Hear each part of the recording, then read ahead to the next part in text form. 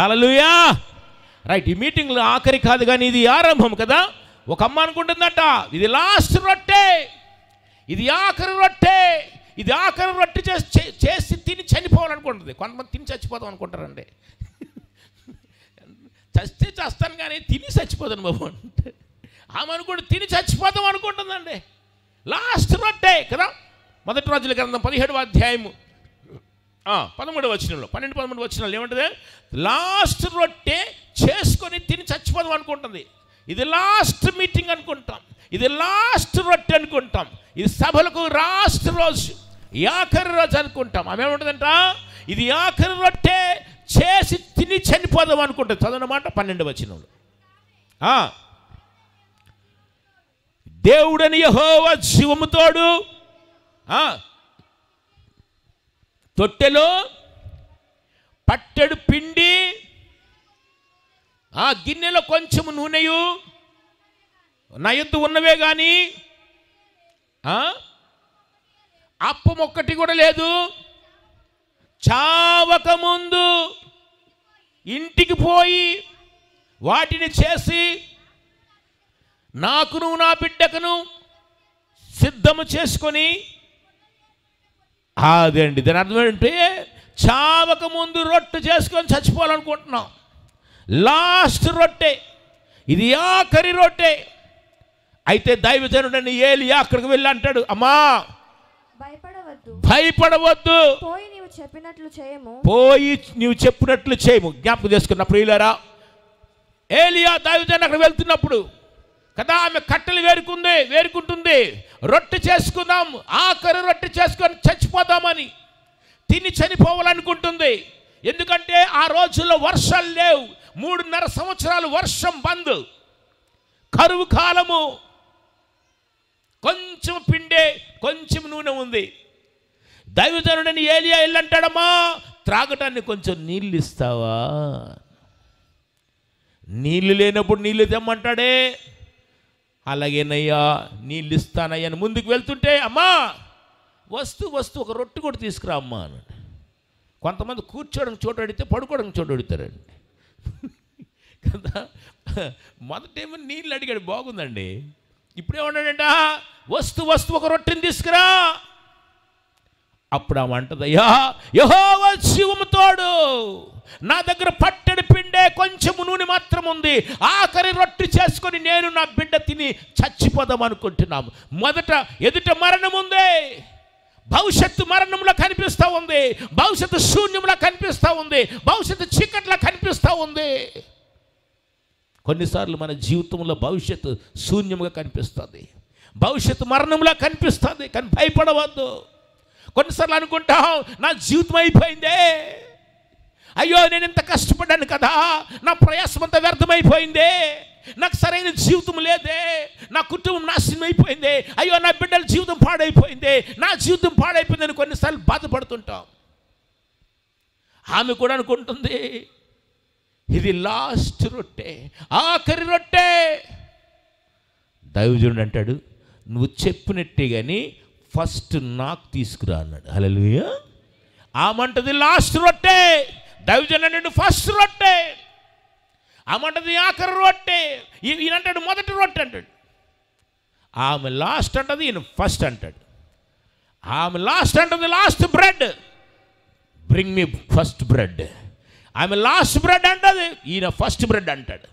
నీ జీవితంలో కొన్నిసార్లు అనుకుంటుంది లాస్ట్ అయిపోయింది అనుకుంటాం, కానీ ప్రభు అంటాడు ఇప్పుడు లాస్ట్ కాదురా, ఎక్కడి నుండి స్టార్ట్ అవుతురా ఫస్ట్. హల్లెలూయా కదా. మనం అనుకుంటే ఈరోజు మీటింగ్ లాస్ట్ మీటింగ్ కదా, ప్రభు అంటాడు ఇది లాస్ట్ మీటింగ్ కాదు నాన్న, ఎక్కడి నుంచి స్టార్ట్ అవుతుంది నీ మీటింగ్ ఇచ్చింది, ఎక్కడి నుంచి స్టార్ట్ అవుతుంది అసలు జర్నీ.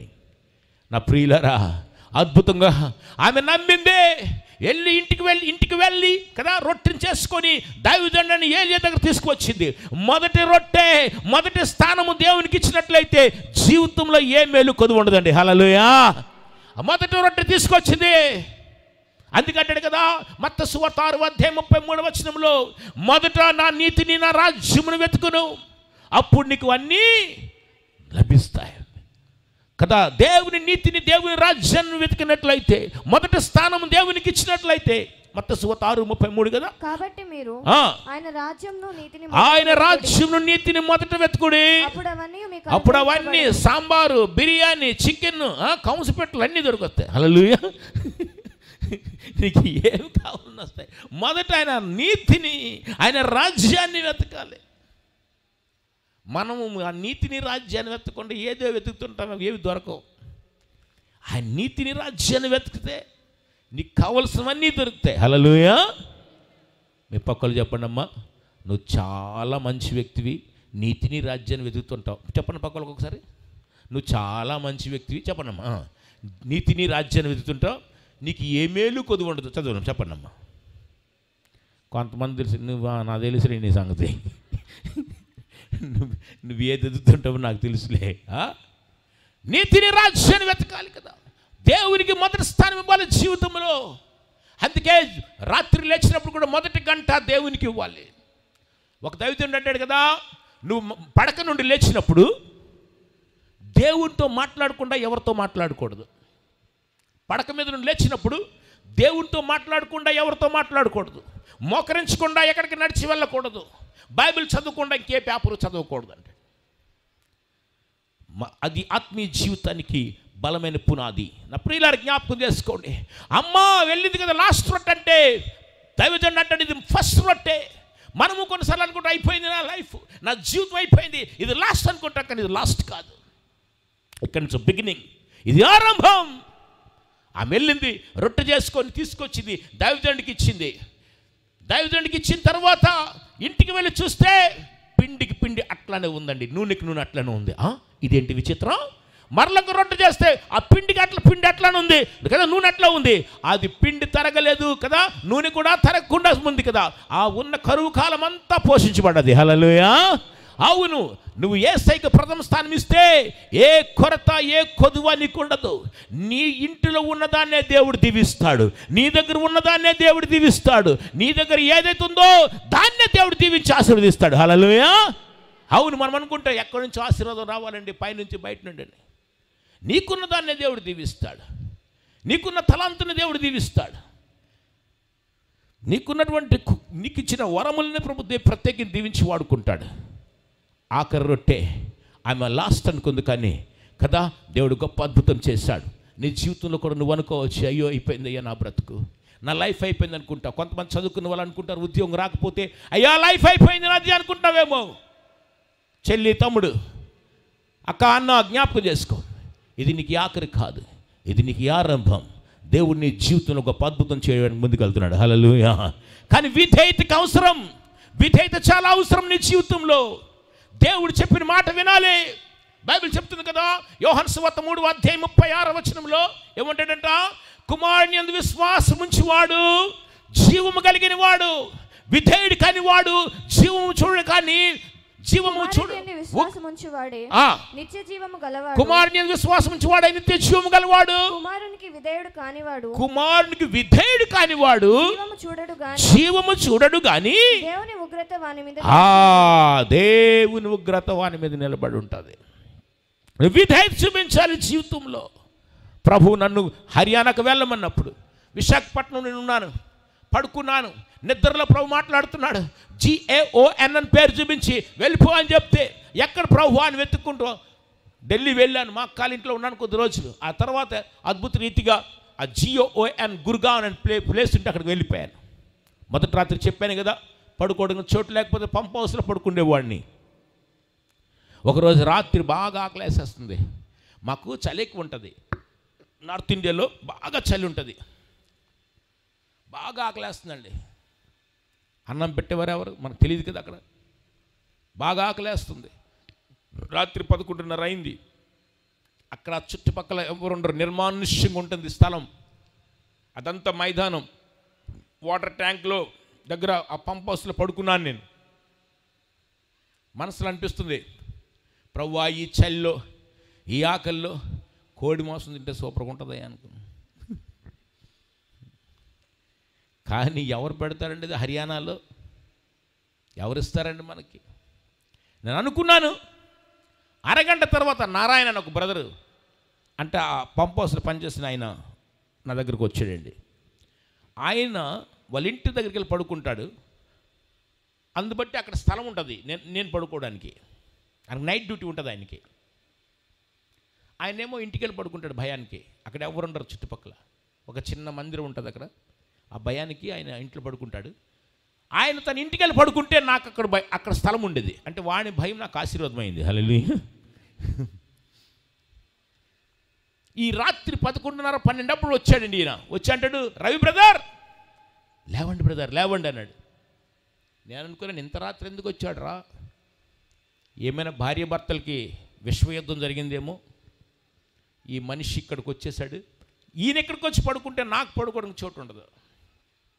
నన్ను ఎందుకు వచ్చారు బ్రదర్ ఇంత రాత్రి, చలేస్తుంది కదా అంటే ఆయన అంటాడు, బ్రదర్ ఈరోజు మేము చికెన్ ఉండేవండి, కోడి మాంసం చేసాం, మెలకు వచ్చేసింది, నిద్ర పట్టడం లేదు. ఒకటే ప్రేరేపణ, రవి బ్రదర్కి కొంచెం అన్నం చికెన్ జాదే అంటదండి. అందుకే కొంచెం చికెన్ అన్నం తీసుకొచ్చాను బ్రదర్ అని ఇచ్చి వెళ్ళిపోయాడండి. అప్పుడు అనుకున్నాను, ప్రభా నీ ప్రేమ ఇలాంటిదయ్యా. ఊరు కాని ఊరిలో ప్రభా జస్ట్ అనుకున్నాను, అక్కడ కనెక్షన్ పెట్టి భోజనం తీసుకొచ్చాడు. అదిరా మన దేవుడు. హల్లెలూయా. ప్రతి చిన్న చిన్న ఆశను కూడా నెరవేర్చే దేవుడు. ప్రతి చిన్న చిన్న కోరికను కూడా నెరవేర్చే దేవుడు. ఒకరోజు నేను కుర్తా వేసుకోవాలనుకున్నాను. కుర్తా పైజామా అంటాం కదా. అమ్మగారికి చెప్పాను, కుర్తా వేసుకుంటే బాగున్నామని. అమ్మగారు 3 కుర్తలు తెచ్చారు. ఒక్క కుర్తా అంటే ఆమె 3 తెచ్చింది. ఇంకొక అక్క 7 తెచ్చింది. ఈ 3 తెస్తే ఆమె 7 తీసుకొచ్చింది. ఒకటి అడిగితే 10 ఇచ్చేరేట్రా బాబు. యేసయ్య గొప్ప దేవుడు కదండి. ఎంత గొప్ప దేవుడు కదా. కొన్నిసార్లు భయం కూడా అనుకున్నా భయం వేస్తే, ఇది ఉంటే బాగున్నబ్బా అనుకోవడం కూడా భయమే. ఒకవేళ నోరు జారి ఒకసారి ఎందుకో నాకు తెలియక ఫస్ట్లో కొత్తగా పెళ్ళి అయిందండి. కొత్తగా పెళ్ళి అయితే మా అత్తమ్మ నన్ను చూసి 5 సంవత్సరాలు వాళ్ళ ఇంటికి వెళ్ళలే, ఇక్కడ ఉండిపోయింది. అబ్బా ఎంత మంచి అల్లుడిని ఇచ్చాడు దేవుడు, కొడుకు లాంటి అల్లుడిని ఇచ్చాడని చెప్పి ఎంతో ప్రేమించి మా అత్తమ్మ సంవత్సరం ఉపవాసం చేసింది. సంవత్సరం 1 year ఫాస్టింగ్. పగలంతా ఉపవాసమే, ఒక రాత్రి మాత్రం భోజనం చేస్తుంది. వాళ్ళు తమిళియన్స్. నా భార్య పాస్టర్ గారు తమిళన్. ఆమె తమిళ్, నేను తెలుగు. నా భాష ఆమెకు రాదు, ఆమె భాష నాకు రాదు. అందుకు కొన్నిసార్లు ఆమె ఏడు చెప్తే కోపాలు వచ్చేస్తుంటే అనమాట. ఆ తర్వాత నేను కొంచెం పర్వాలేదు, ఎందుకంటే ఆలోచిస్తాను, ఈ మీద చెప్తున్నట్టు ఉంది అని కొంచెం ఆమె అరుస్తుంటుంది. తర్వాత ఆమె కొంచెం అర్థం, ఇదే మరి. అది కొన్నిసార్లు మనకు అర్థం కాకపోతే ఏదో పిచ్చిలా ఉంటుంది. అందుకే మా కుటుంబం భారతదేశ త్రివర్ణ జెండాలా ఉంటుంది. ఆమె తమిళ్, నేను తెలుగు, మా పిల్లలు హిందీ. చాలా విచిత్రంగా ఉంటుంది మా ఫ్యామిలీ. హల్లెలూయా. దేవుడు చాలా కృప కలిగిన దేవుడు. అందుకే కొన్నిసార్లు నాకు ఏసారిగా అర్థం కాకపోతే మాకు కింద ఆఫీస్ రూమ్ ఉంటుంది, కొంచెం పెద్దగా ఉంటుంది అండి. మన చర్చ్ కొంచెం పెద్దగా ఉంటుంది. దేవుని కృప బట్టి పైన పెద్ద ప్లేసే, కిందన పెద్ద ప్లేస్ కాబట్టి వీళ్ళు పైన ఉంటారు కదా, వీళ్ళు కొంచెం అరుస్తున్నారు అనుకోండి, కిందకి వెళ్ళి పడిపోతా. కిందకి ఆఫీసులో కూర్చుంటాను, వాళ్ళు ఎంత అరిసినా మనకి వినబడదు అనమాట. దేవుడు కృప కలిగిన దేవుడు, మన మీద అడిగిన ఇచ్చే దేవుడు. కొత్తగా పెళ్ళయింది. అన్నాను, మా అత్తమ్మకి చెప్పాను, మా భార్యకి పాస్టర్ గారు చెప్పాను, నాకు దోశ అంటే చాలా ఇష్టం అన్నాను. దోశలు అంటే చాలా ఇష్టం అన్నాను. అంతే. ఎందుకన్నానో కానండి 3 నెలలు దోశలే పెట్టారండి. ఉదయం దోశ, మధ్యాహ్నం దోశ, రాత్రికి దోశ. ఏంటంటే నన్ను చూడడానికి మా తెలుగు వాళ్ళు కొంతమంది ఆఫీసర్స్ వచ్చారు, గవర్నమెంట్ ఉద్యోగస్తులు 7-8 మంది వచ్చారు. కొత్తగా పెళ్ళైంది రవి బ్రదర్కి. ఇవన్నీ భోజనంకి వచ్చారు. నన్ను మా ఇంట్లో అన్నం ఉండదా? నన్ను అన్నం ఉండదా? అప్పుడే పెళ్ళైంది కదంటే దోశలు తప్ప ఇక్కడే ఉండవు. ఇక దోశలు తప్పే ఉండవు.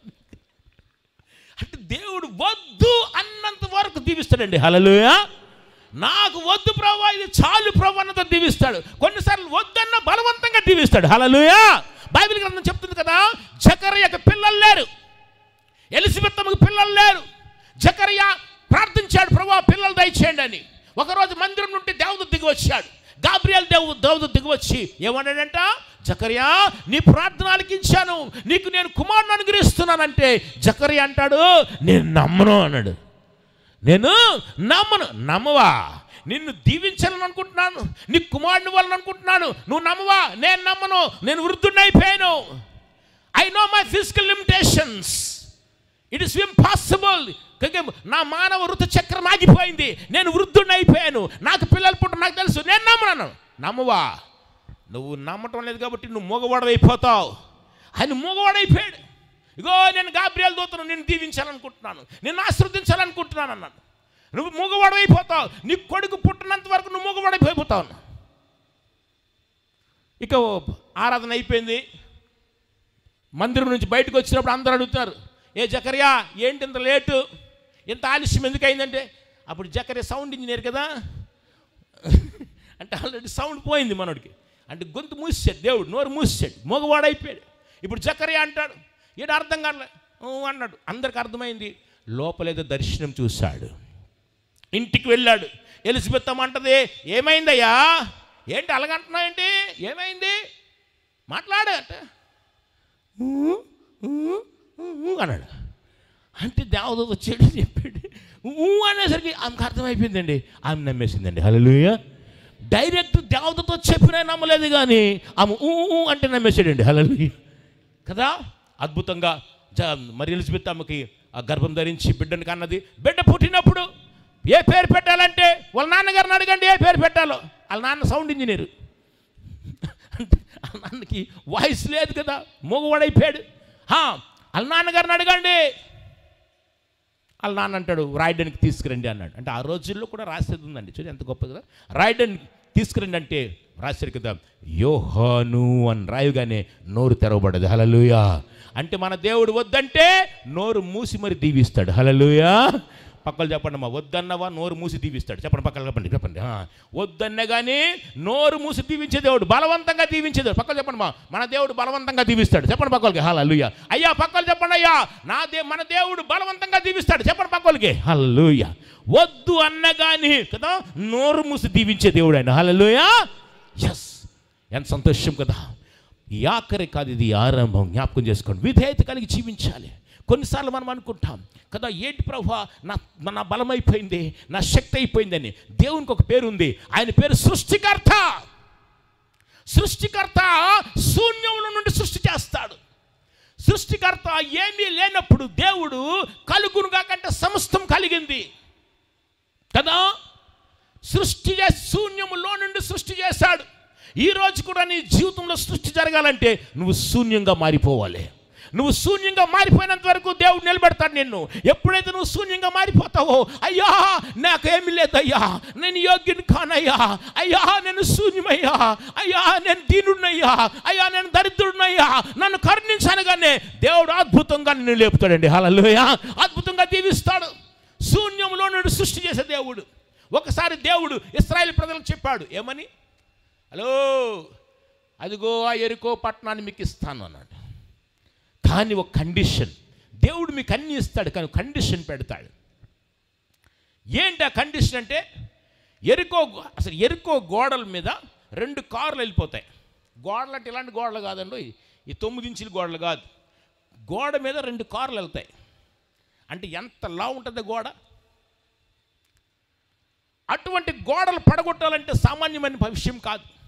అయితే దేవుడు మాట్లాడుతున్నాడు, ఇదిగో యెహోషువా, ఈ గోడలు నేను పడగొడతా, యెరికో పట్టణాన్ని మీకు ఇస్తాను.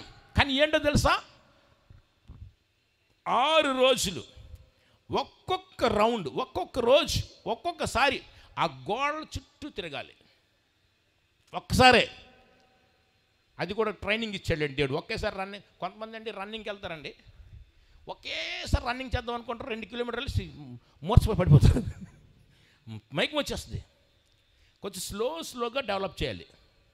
అందుకే దేవుడు కూడా ఏం చేస్తాడంటే 6 రోజులు ఒక్కొక్క రోజు ఒక్కొక్క రౌండ్ కొట్టండి, కానీ 7వ రోజు మాత్రం 7 రౌండ్లు కొట్టమన్నాడు. ఈ 7 రౌండ్లకు ముందు ప్రాక్టీస్గా 6 రోజులు ప్రాక్టీస్ చేయమని చెప్పాడు. లేదంటే మరి పచ్చి మూర్చిపోతారు కదా. 7వ రోజు 7 రౌండ్లు కొట్టాలి. ఆ 7వ రౌండ్లో బోరలు ఊదమని చెప్పాడు. మొదటి రోజు ఒక రౌండ్ కొట్టారు, బాగుంది, వెళ్ళారండి, రౌండ్ కొట్టారు. అయితే ప్రభు ముందే చెప్పాడు, నోళ్ళు మాత్రం తెరవద్దు, తెరిస్తే 7వ రౌండ్లో మాత్రం కేకలు వేయాలి, యెహోవాయే జయమిచ్చును అని కేకలు వేయాలి. అంతవరకు నోరిప్పద్దు. ఎందుకంటే కొంతమంది అండి నోరిప్పితే సనుగుతారండి. ఈ మన సనుగుడు మన ఆశీర్వాదానికి ఆటంకం. అందుకే సనుగుడికి విరుగుడు స్తుతి. హల్లెలూయా. సనుగుడికి విరుగుడు స్తుతి. ఈ ఇశ్రాయేలు ప్రజలు ఎట్లాంటి వాళ్ళంటే నోరిప్పారా ఏదో ఒకటి మాట్లాడతారు. కొన్నిసార్లు మన మాటలు మన ఆశీర్వాదానికి ఆటంకం. అందుకే మాటలు చక్కగా ఉండాలి. హల్లెలూయా. అందుకే ఎప్పుడు పాజిటివ్గా మాట్లాడాలి. పాజిటివ్ అవుద్ది, నా ప్రభు ఇస్తాడు, నా ప్రభు చేస్తాడు, ఇది సత్యమే, ఇది సంభవమే అంటున్నాలి. ఇంపాసిబుల్ నో అనే మాట దేవుని దగ్గర లేదు. అందుకే ఇది జరగదు, ఇది అవదని ఎప్పుడు అనకూడదు.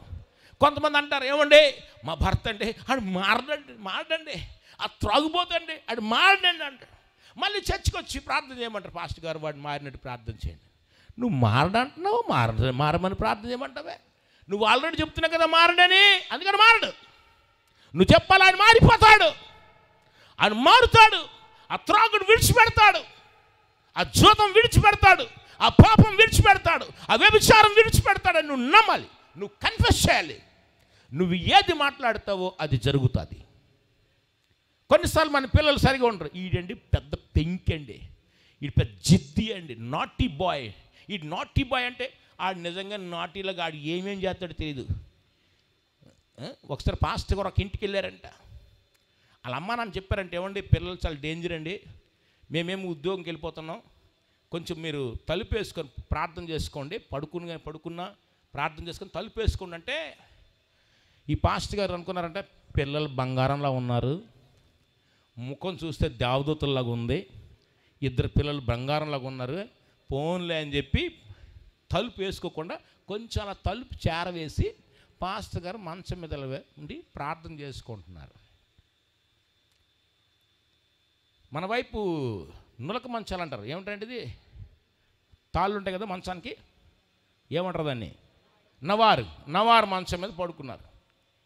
ఈ ఇద్దరు పిల్లలు కనిపిస్తుంటే ఏంటి అటు వెళ్ళారండి. ఈ ఇద్దరు మంచం కింద దూరారండి. దూరి పిన్ని తీసుకొచ్చి కింద నుంచి పక్కన పొడిచారండి. అమ్మా అమ్మా పొడిచారంటే, ఎవరు పొడిచారంటే, మరి మీ అమ్మ నాన్న చెప్పారండి, వీళ్ళ అమ్మ నాన్న చెప్పారు, పాస్టర్ గారు వీళ్ళు చాలా నాటీ అండి, ఇంత జాగ్రత్తగా ఉండాలని ముందు అమ్మ నాన్న వార్నింగ్ ఇచ్చి వెళ్ళారు. పాస్టర్ గారు పాప వాళ్ళు పిల్లలు దేవదూతల్లాగా ఉన్నారు, వాళ్ళు దేవదూతలు దెయ్యాల టైప్ తయారయ్యారు.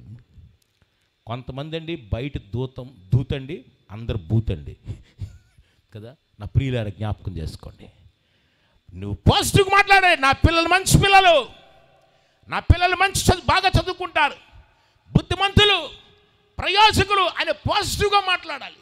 నువ్వు పాజిటివ్గా మాట్లాడితే ఆ పాజిటివ్ నీ జీవితంలో కార్యం చేస్తుంది. ఇది జరుగుతుంది. కొంతమంది అంటారు, ఏమండి మా అమ్మాయికి పెళ్ళి అవుద్దండి, అవుదా నీకు అవ్వడం కావాలి కదా, అవుదా అని ఎందుకు అంటున్నావు, నీకు అవ్వడం కదా కావాలి. అందుకే మా అమ్మాయికి పెళ్ళి అవుద్ది, మా అబ్బాయికి పెళ్ళి అవుద్ది. ఎందుకు అవదు? ఉద్యోగం వస్తుందండి, ఎందుకు రాదు? వస్తుంది. నువ్వు అందుకంటాడు కదా మార్క్స్ 11:24 ఉంటాడంట, నువ్వు ప్రార్థించినప్పుడు ఏదైతే నువ్వు కోరుకున్నావో అది పొంది ఉన్నామని నమ్ముడే, అప్పుడు అది నీకు జరుగును. హల్లెలూయా. కానీ పాజిటివ్ కన్ఫెషన్ చాలా అవసరం, పాజిటివ్గా ఉండాలి. అందుకే ప్రభు అన్నాడు, నోళ్ళు తెరవద్దు, ఎరుకో చుట్టూ 7 సార్లు తిరగండి, 7వసారి ఏముండాలా బోర ఊదమని చెప్పాడు. ఇప్పుడు మొదటిసారి ఒక రౌండ్ కొట్టారండి, మొదటిసారి ఒకసారి రౌండ్ కొట్టారు, రైట్, మొదటిసారి రౌండ్ కొట్టారు చుట్టూ, గోడ చుట్టూ బాగుంది. ఒకడు ఏమంటాడంటే, రే ఇలాగ తిరిగితే గోడలు పడిపోతాయా అన్నాడు, ఎవడన్నా ఉంటాడు. అందుకే దేవుడు ముందే చెప్పాడు, నోరు తెరద్దురా అన్నాడు. 2వ రౌండ్ కొట్టారండి. ఎవడని రే పిచ్చి కుక్క ఏమైనా కరిసిందిరా, ఇలా తిరిగితే పడిపోద్దురా, నీకు ఉందా మన బుద్ధి? ఎందుకంటే అక్కడ ఒక బ్యాచ్ ఉంది అక్కడ, అందుకే ప్రభు నోరు ఎప్పొద్దురా అన్నాడు. ఫస్ట్ రౌండ్ కొట్టారు, బాగానే ఉంది. 2వ రౌండ్ కొడితే కొంచెం ఆలస్యం వచ్చింది. 3వ రౌండ్ కొడితే గ్యాస్ అయిపోయిందండి. ఇప్పుడు 4వ రౌండ్ కొట్టాలి. 4వ రౌండ్లో కరెంట్ పోయింది, ఇంకేం లేదు కదా పవరు. 5వ రౌండ్ కొట్టాలి, అలిసిపోయాడు మనిషి. 6వ రౌండ్ ఎలా కొడతాడు ఇప్పుడు? నడవలేకపోతున్నాడు మనిషి. ఇరే ఏట్రా ఇలా తిరుగుతున్నావు, కాళ్ళు లాగేస్తున్నాయి, మనకి ఖాళీ అయిపోయిందిరా, బలం లేదురా అంటే, లేదురా తిరగలరా అని. 6వ రౌండ్ కొట్టారు. ఇప్పుడు 7వ రౌండ్లో ఏం చేయాలంట? బూరలు ఊదాలి. కానీ బూరలు ఊదడానికి లోపల బలం లేదు కదా. ఆ బూరలు బొమ్మ బొమ్మ అని రావాలి. ఇప్పుడు 7వ రౌండ్ కొట్టి బూర ఊదరా అంటే బొమ్మమ్మ అనుకుని అయినా సరే గోడలు పడిపోయండి. హల్లెలూయా, గోడలు పడిపోయినాయి కదా. యెహోషువ గ్రంథం 6వ అధ్యాయంలో కదా, యెహోషువ గ్రంథం 6వ అధ్యాయంలో అద్భుతంగా అక్కడ గోడలు పడిపోయినాయి. 7వ మారు యాజకులు బూరలు ఊదగా యెహోషువ జనులకు ఇలాగూ ఆజ్ఞ ఇచ్చెను, కేకలు వేయుడి, యెహోవా ఈ పట్టణమును మీకు అప్పగించుచున్నాడు. ఈ పట్టణము దీనిలో నున్నది యావత్తును యెహోవా వలన శపింపబడెను. రాహాబు అను వేశ్య మనము పంపిన దూతను దాచిపెట్టెను గనుక ఆమెయు ఆ ఇంటినున్న వారందరూ మాత్రమే బ్రతుకుదురు. శపింపబడిన దానిలో కొంచెమైనను మీరు తీసుకొనిన ఎడల 20 వచనం చదువమ్మా. యాజకులు బూరలు ఊదగా ప్రజలు కేకలు వేసిరి.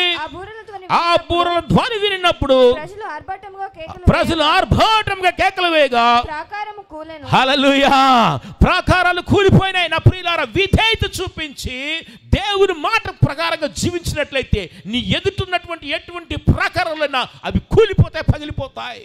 ఎటువంటి అనారోగ్యం ఉన్నది పోతుంది, అప్పుల కాడులు విరిగిపోతాయి కదా, ఎటువంటి వేదన శోధన తొలగిపోద్ది. ఎరికో గోడలు కూలిపోయాయి. మొదటి రోజే కూల్చేస్తే వీళ్ళు ఏమంటారు తెలుసా? మా అరుపులకి గోడలు కూలిపోయి అంటారు. అందుకే దేవుడు ఏం చేశాడంటే లోపల ఖాళీ చేశాడు వాళ్ళని. ఎప్పుడైతే ఖాళీ అయిపోయారో, ఎప్పుడైతే శూన్యమైపోయారో అప్పుడు దేవుడు తన ప్రభావాన్ని చూపించాడు. ఎందుకంటే మహిమ ఏ మనిషికి కాదు, మహిమ కేవలం దేవునికే చెల్లాలి. హల్లెలూయా, మహిమ కేవలం దేవునికే చెందాలి. ఎందుకంటే నీ జీవితంలో బంధకాలు తెగ్గొట్టేది కేవలం యేసయ్య మాత్రమే కదా. రోగమును తొలగించింది కేవలం యేసయ్య మాత్రమే. నీ కన్నీళ్లు తుడిచింది కేవలం యేసయ్య మాత్రమే. నీ కొరకు సిలువలో ప్రాణం పెట్టి తిరిగి లేచింది యేసయ్య మాత్రమే. అందుకే మహిమ కేవలం దేవునికే చెల్లాలి, ఏ మనిషికి కూడా కాదు. హల్లెలూయా, వలారుపురికి కదా మనం అనుకుంటే గోడలు పడిపోయాయి, కానీ దేవుడే గోడలు కూల్చేస్తాడు. నీ జీవితంలో ఎటువంటి వేదన శోధన దేవుడు కూల్చేస్తాడు. అయితే విధేయత చూపించాలి. ఏం చూపించాలండి? విధేయత చూపించాలి.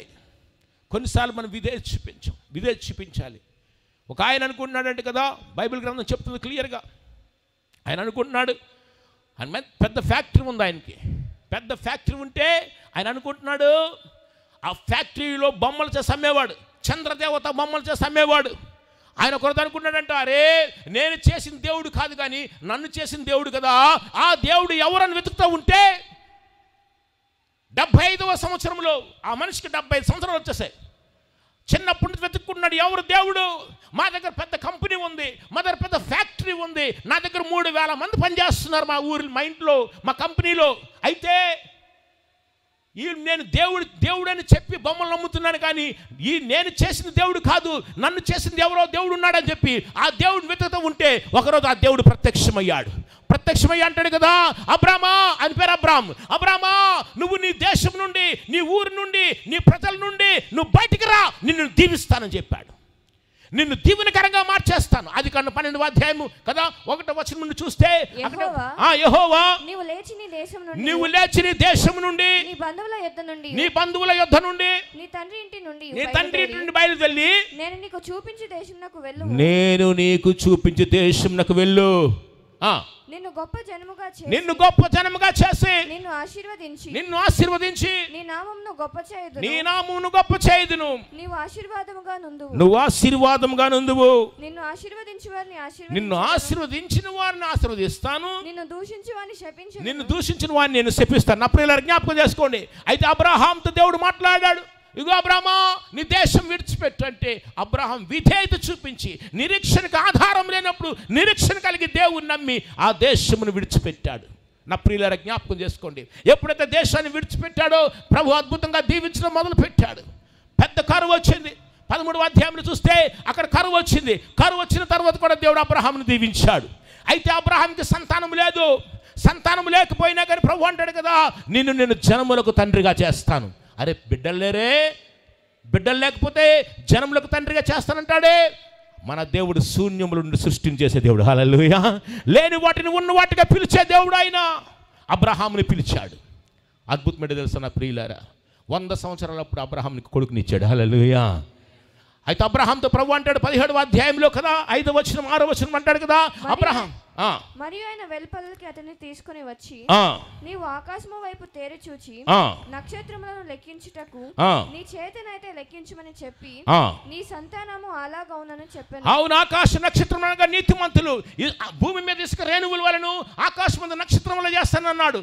ఆకాశం నక్షత్రంగా నీతిమంతులు, రేణువులు అనగా అవినీతిమంతులు. అనగా అబ్రహాం సంతానంలో అవినీతిమంతులు ఉంటారు, నీతిమంతులు ఉంటారు. 17వ అధ్యాయము 7వ వచనంలో ఏమంటాడు తెలుసా, అబ్రహామా నీతో ఒక నిత్య నిబంధన కడుతున్నాను. 7వ వచనం చదవండి. నేను నీకును నీ తరువాత నీ సంతానమునకును దేవుడినై ఉండునట్లు నాకును నీకును నీ తరువాత వారి తరములలో నీ సంతతికి మధ్య నా నిబంధనను నిత్య నిబంధనగా స్థిరపరచెదను. అబ్రహాముకు దేవుడు మాట్లాడాడు, అబ్రహామా సకల జాతులు నీ యందు దీవించబడతాయి అంటే అబ్రహాం అంటాడు, ఎలా దీవించబడతారు ప్రభువా, నాకు పిల్లలు లేరు కదా అంటే ప్రభు అంటాడు, అబ్రహామా ఒక సమయం రాబోతుంది, అప్పుడు నీ కడుపులో నేనే పుడతానన్నాడు. హల్లెలూయా. దేవుడు మనిషి కడుపులో పుట్టడం గొప్ప అద్భుతమయ్యా. అబ్రహామా నీ కడుపులో నేనే పుడతాను. నా కడుపులో నువ్వు పుడతావా? ఈ ప్రపంచాన్ని చేసిన దేవుడివే, నువ్వు నా కడుపులో పుడతావయ్యా.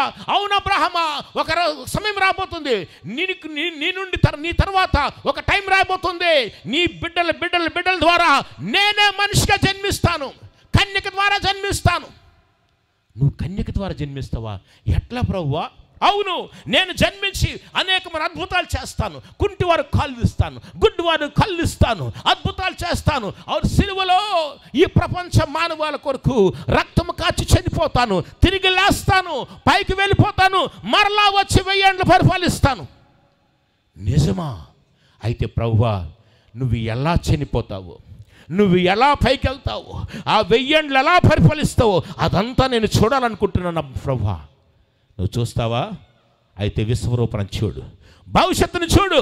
నువ్వు విధేయత చూపించావు, నువ్వు నమ్మావు కనుక ఇది నీకు నీతిగా ఉంటుంది, నువ్వు చూడని అబ్రహాముకు చూపించాడు. అందుకే యోహాను సువార్త 8వ అధ్యాయము 55, 56 వచనాల్లో ప్రభు అంటాడు కదా, యేసు ప్రభు అనే ఈ మాట చెప్పారు ఆయన. చదువున్నమ్మా,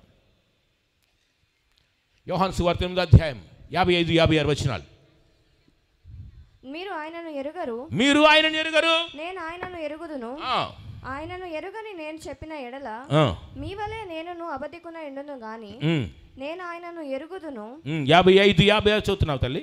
మీ తండ్రి అయిన అబ్రహాము నా దినము చూతునని మిగులు ఆనందించెను, అది చూచి సంతోషించెను. హల్లెలూయా. అబ్రహాము యేసు ప్రభుని చూశాడు.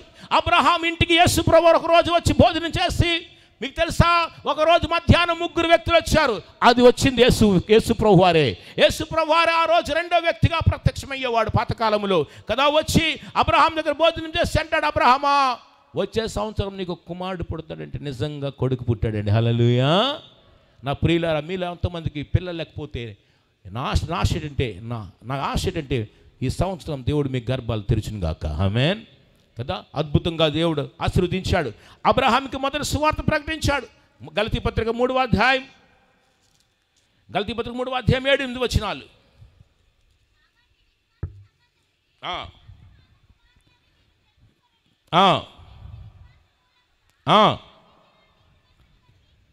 దేవుని విశ్వాస మూలంగా అన్ని జనుల నీతిమంతులుగా తీర్చునని లేఖనమును ముందుగా చూచి నీ యందు అన్యజనులందరూ ఆశీర్వదింపబడుదురని అబ్రహామునకు సువార్తను ముందుగా ప్రకటించాడు. హల్లెలూయా.